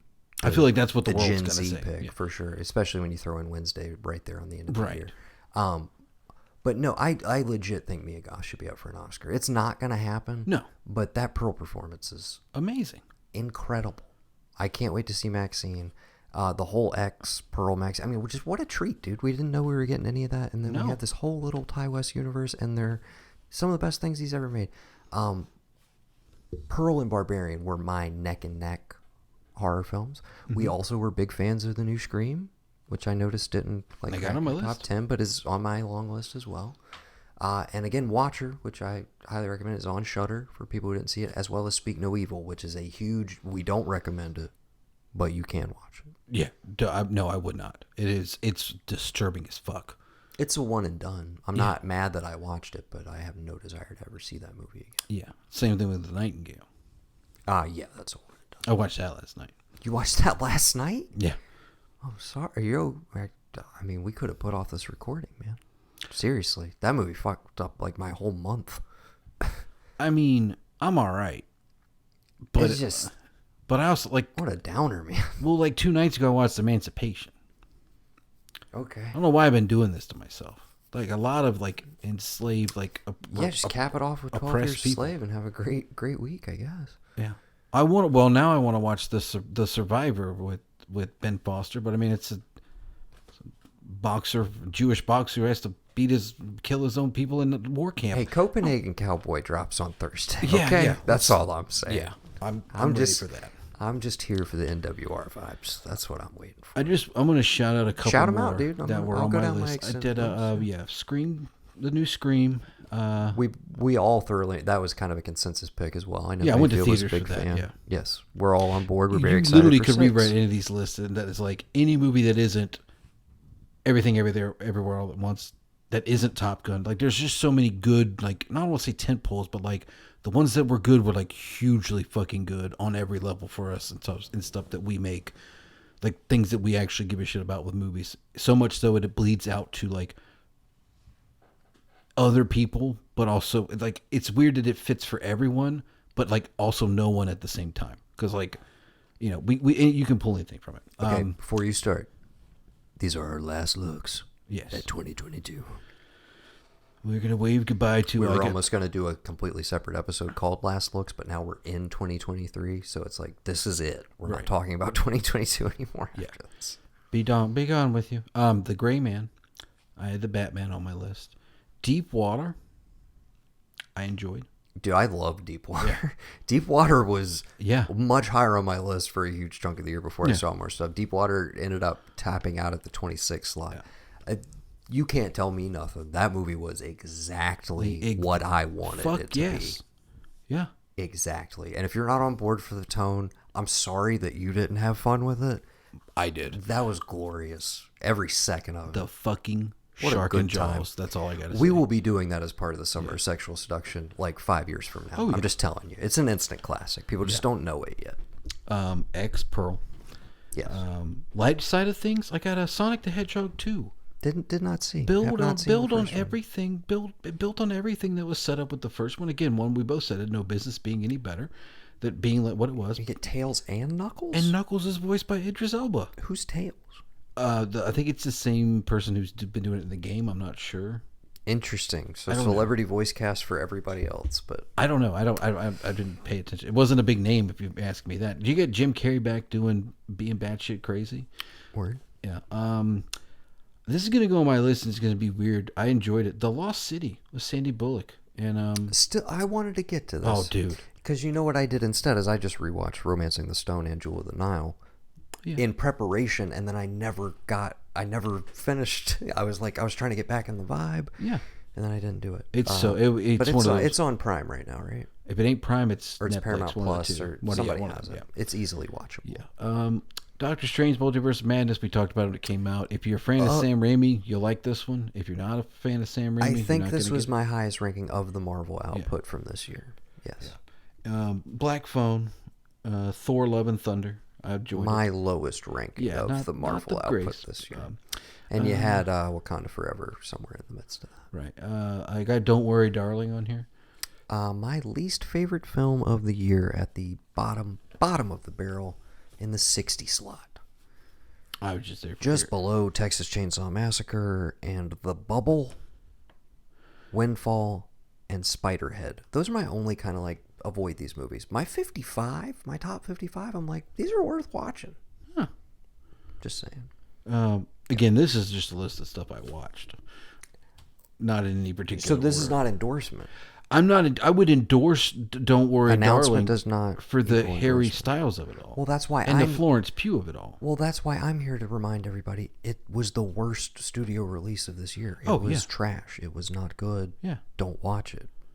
Unless It you was happen my number 60. Unless you happen to be invested. If in you Florence want a Pugh. sexy thriller, watch Deep Water. We just said it. Right. Deep Water. VHS 99. Okay, you're just naming trash, dude. I'm not here to like I enjoyed it. I thought it was better than 94. hard disagree. Really? What?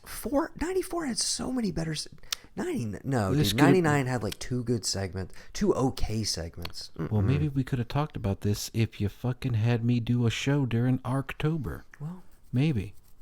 But anyway, Samaritan. okay, so we're just No, that's the energy you want to bring into 2023? We're Yeah. just holding grudges from no, 2022? I'm not holding grudges. Is that I'm what just we're doing? saying. We could have talked more about it if you weren't so busy during Halloween. Samaritan on Amazon.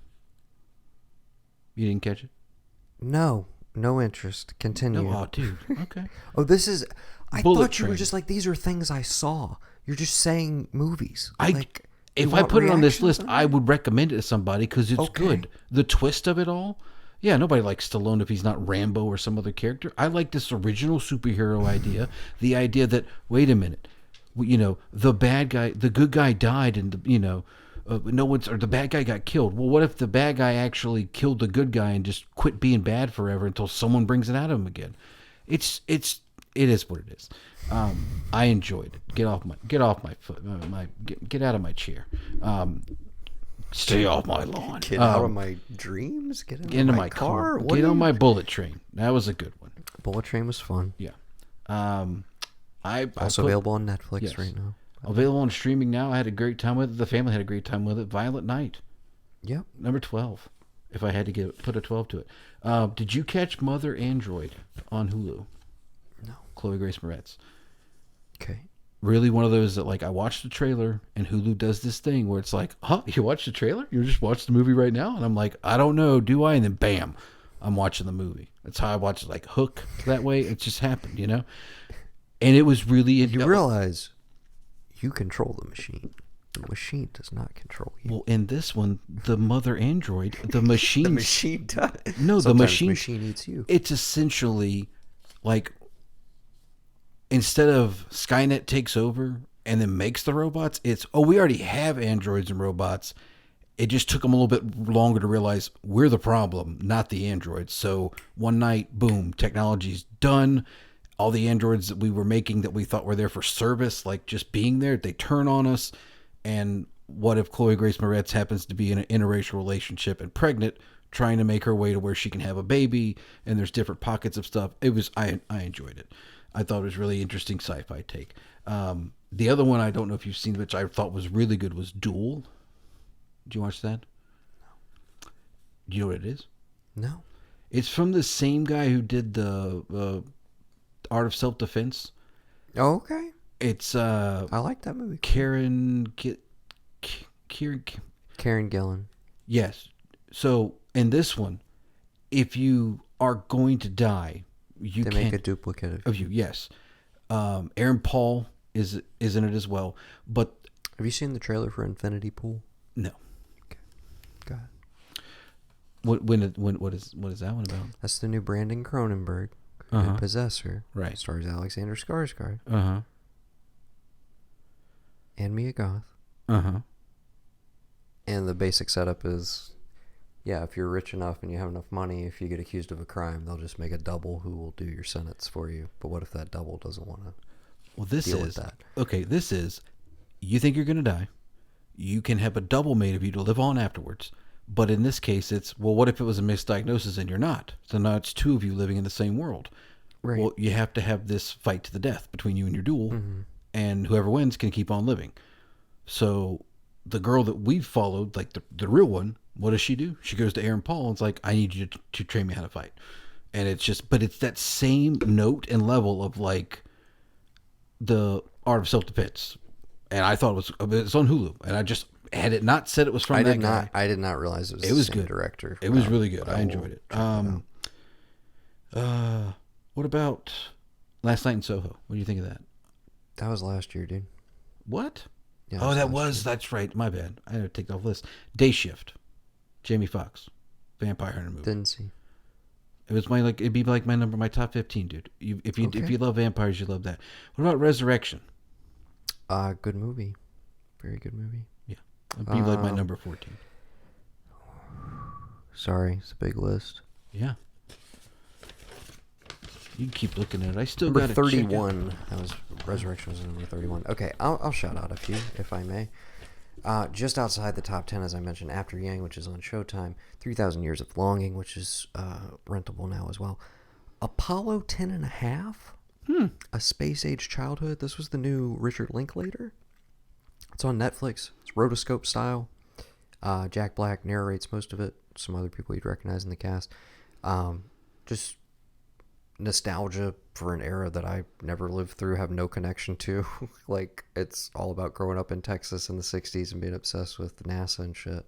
I absolutely loved it, dude. It's great. It's my number 13. Really good movie. I feel like it kind of got slept on. Don't know if it qualifies for animated feature because of the rotoscoping. I don't know how all that works. Some other ones that haven't been mentioned. Armageddon Time, the new James Gray movie. I know you like Lost City of Z. Check this out when you have the opportunity to. I think you would like it quite a bit. It's kind of based on his childhood. I don't want to tell you too much about it. What else did he do besides Lost City of Z? We Own the Night. Yeah, that shit's dope. Ad Astra with Brad Pitt. Did you ever see that one? No, I need to watch that one. Yeah. I had Men. Men was actually in my top 10 for quite a while. I didn't get around to rewatching it. I need to watch it. And I could not in good conscience say that it stuck with me as much as it did earlier in the year.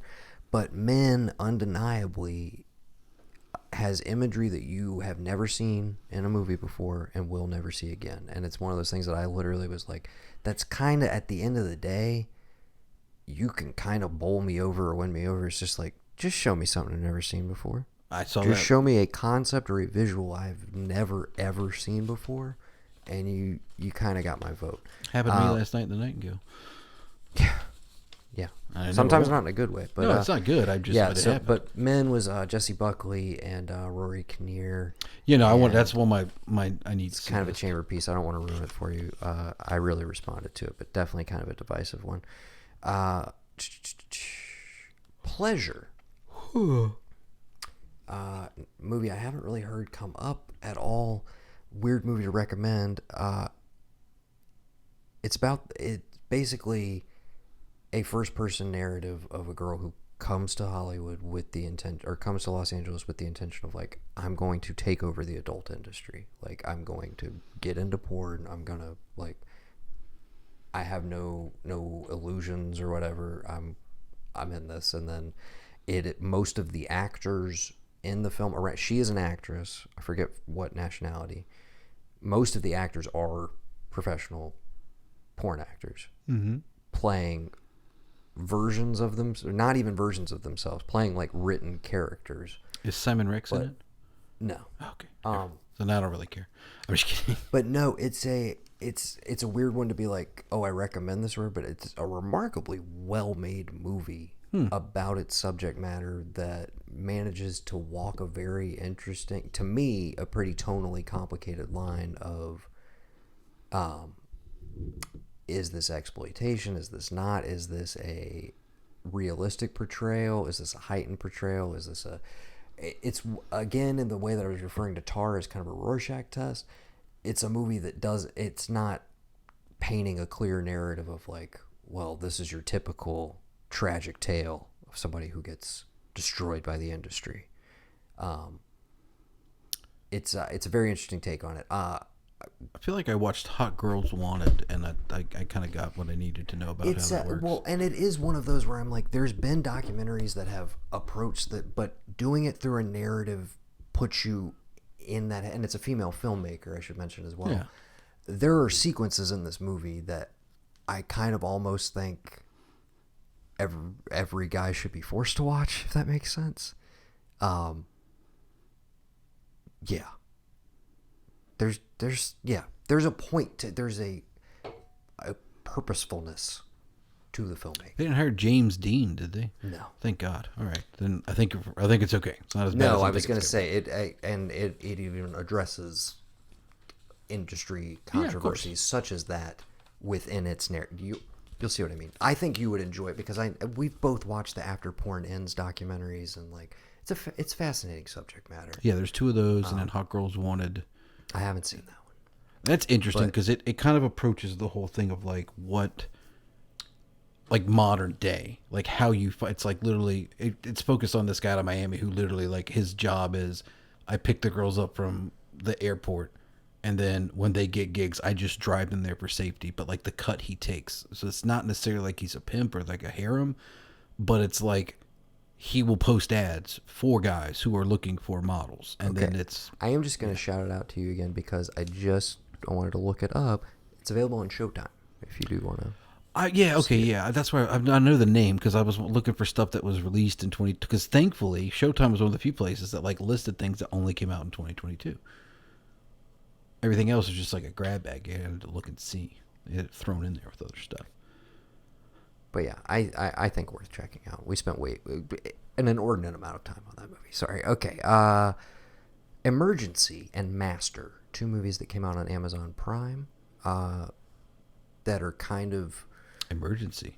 Yeah. Like K-Ron Emergency, like the white girl, and they got to take her. Oh, dude, I loved it. I thought it was great. It was a great movie. Oh, what? Yeah. As is Master, but I was gonna say they're together on my list and they're together in my brain because they came out Around the same fairly time. close together, and they're kind of, I mean, not that we have to be like, oh, Jordan Peele like created this whole subgenre or whatever, but they very much feel like movies that were greenlit in the wake of Get Out and are finally being released.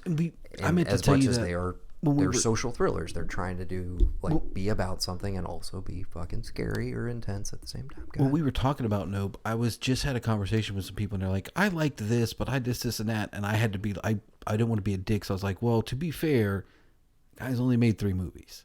It's like, you think he made Candyman, and you think he did this, but he didn't. That's his name attached. Right. Like, Antebellum, he didn't make that movie. Right. He produced it. His name's on it for producing because why? Because he made Get Out.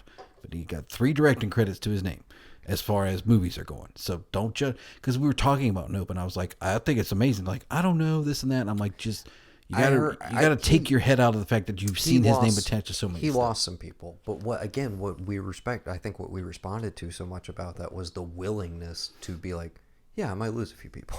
You know what I mean? Where it's just like, I'm not gonna dumb down the thing or like make a safe choice just because I have this budget now. It's like, no, I'm just gonna do my thing. Yeah. And yeah, some people may not go for it. Now I heard that from a lot of people who were excited to see it, who were like, dude, I love Get Out, I love Us, and then we're just kind of, yeah, I don't really know what to make of that one. And I was like, I don't begrudge those people, but I'm like, I wish you guys had as good a time as I did, because I was, in my head, I was like, I think this might be the best fucking thing he's made so far. Yeah. Like, anyways. You know But why, yes, Noah? Emergency and Master is the one with Regina Hall, which I don't know if you got to that one. But Yeah, no, but do you know why we like Nope? why is that? Because he had some skin in the game.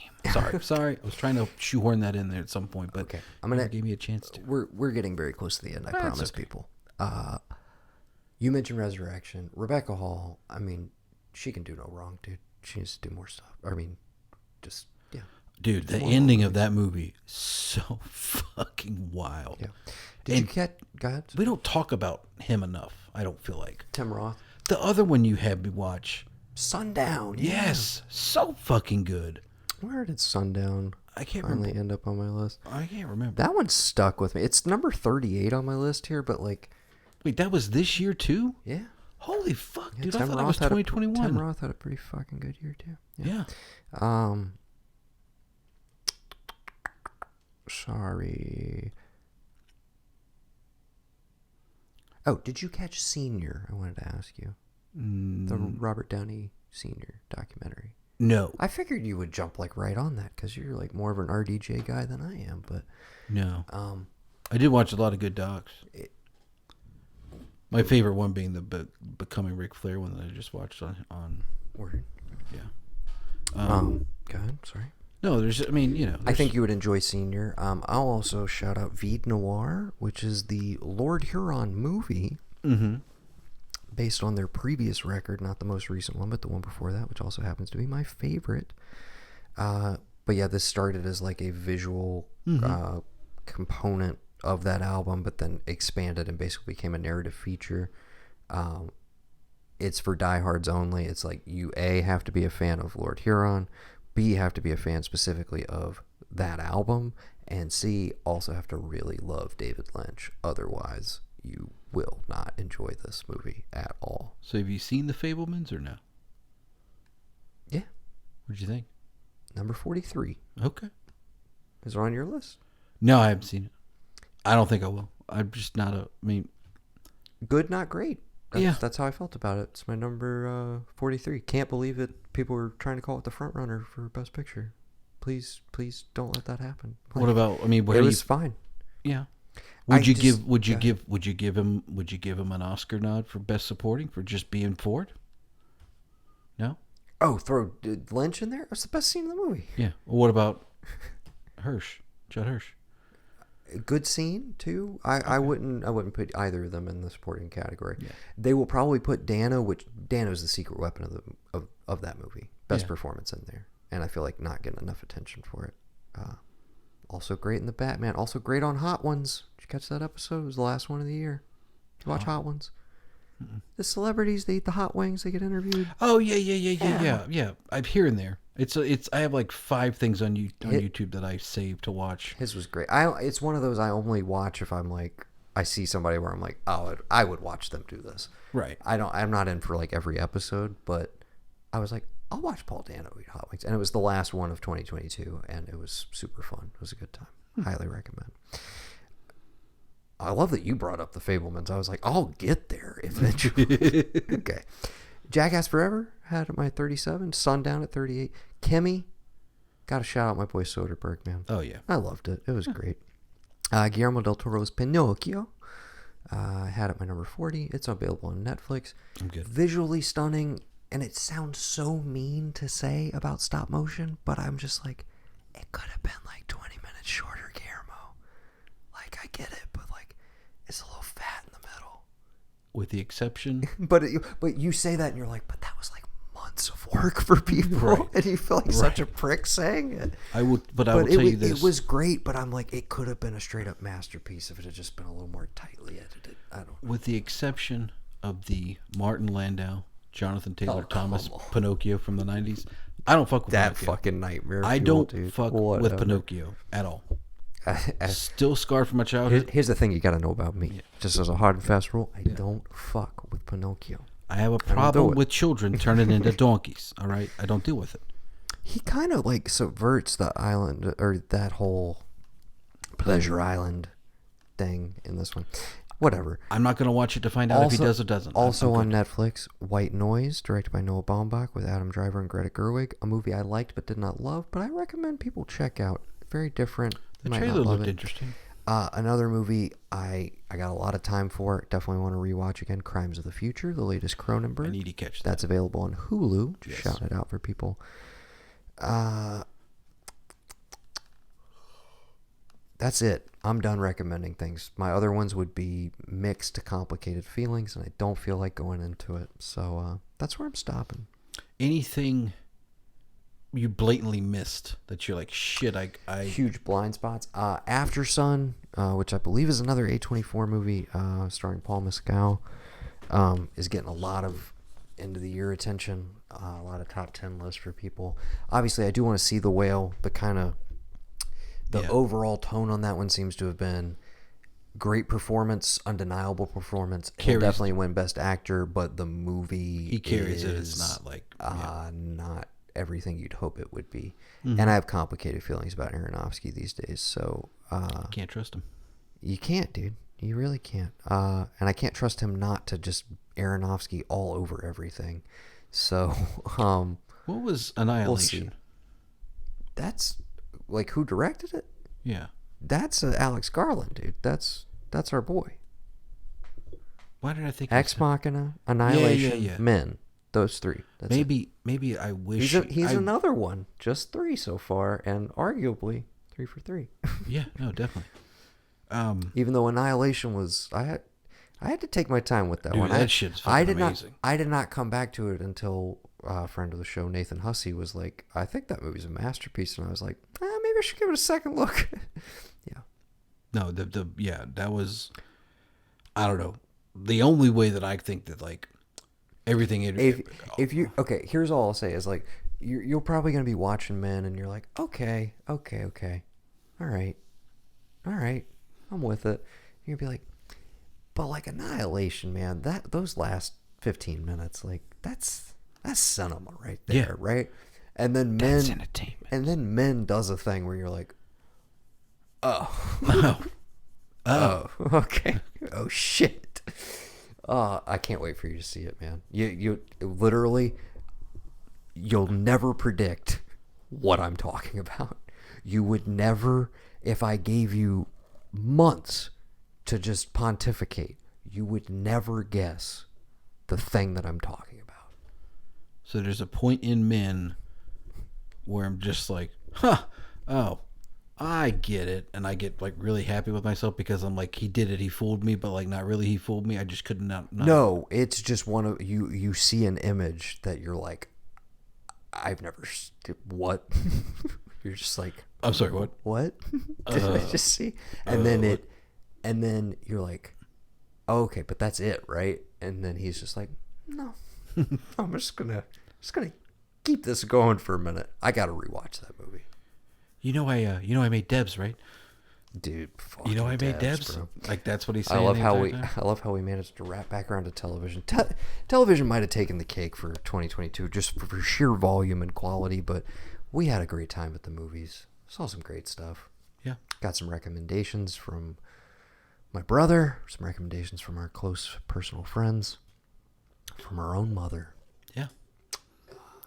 What we recommend you do, folks, is we recommend you go to the ARK@gmail.com. You tell us your favorite movies of 2022. Oh, before we wrap out, I will check the Instagram. I did a post earlier. Let's see if anybody threw any feelings in there. Also, see if the cousins have any last minute additions. Yeah. Hold on. So in this post you made, did you just tell people what was your favorite, or did you give them options? Because I feel like people don't No, respond I to stuff just unless said you to get pick options.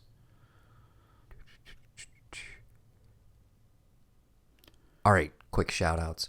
We've mentioned it a bunch of times, but we actually have a write up for it. Matthew J. Blanchard. Glass Onion came in just under the wire as my favorite of the year. I love Rian Johnson when he's in full-on detective mode. Glass Onion manages to be both vastly different from Knives Out without undercutting that film's charm. Its use of flashback made it tonally similar to Knives Out without feeling derivative. If Benoit Blanc is Rian Johnson's Poirot or Miss Marple, I'm here for it. Feels very fresh while being exceedingly classic. From Patrick. Missed this, but Pearl was my fave. The colors, the super long monologue, it just felt different in a good way. I second that. Again, Mia Goth, performance of the year, in my opinion. Absolutely love that movie. That's from the cousins. Let's see if anybody responded to our story. And nobody did. Edit that out. There's so many. No, I can't There's believe it. 100,000 responses. They're all saying Maverick. Some of them are saying No, but it. to be fair, I posted that and then I directly texted everybody who would have responded to it, and then they just texted. I'm going to repost it tomorrow at 11 a.m. Yes, we would still love to hear anybody's. I don't know when I'll get this out, probably before the end of the week. We might try and make this our... 11 to 1 is always your sweet spot with stuff when you want responses. So when people go into lunch at work and they got to see something. So they don't want to deal with work anymore, and they see you got something going and they're going to respond. Trust me. Analytics, it's a game changer. Okay. You're going to love the way it looks. I guarantee it. Okay. I think we have sufficiently done the movie justice. Again, in the theater, it was a weird year, but I feel strongly about the theatrical experience. 9 of my top 10 films I saw by putting my fucking money down, going in, taking a seat, reclining, because that's what you do now. Sometimes I had popcorn, sometimes I didn't. But you know what? It didn't matter, because I was at the movies.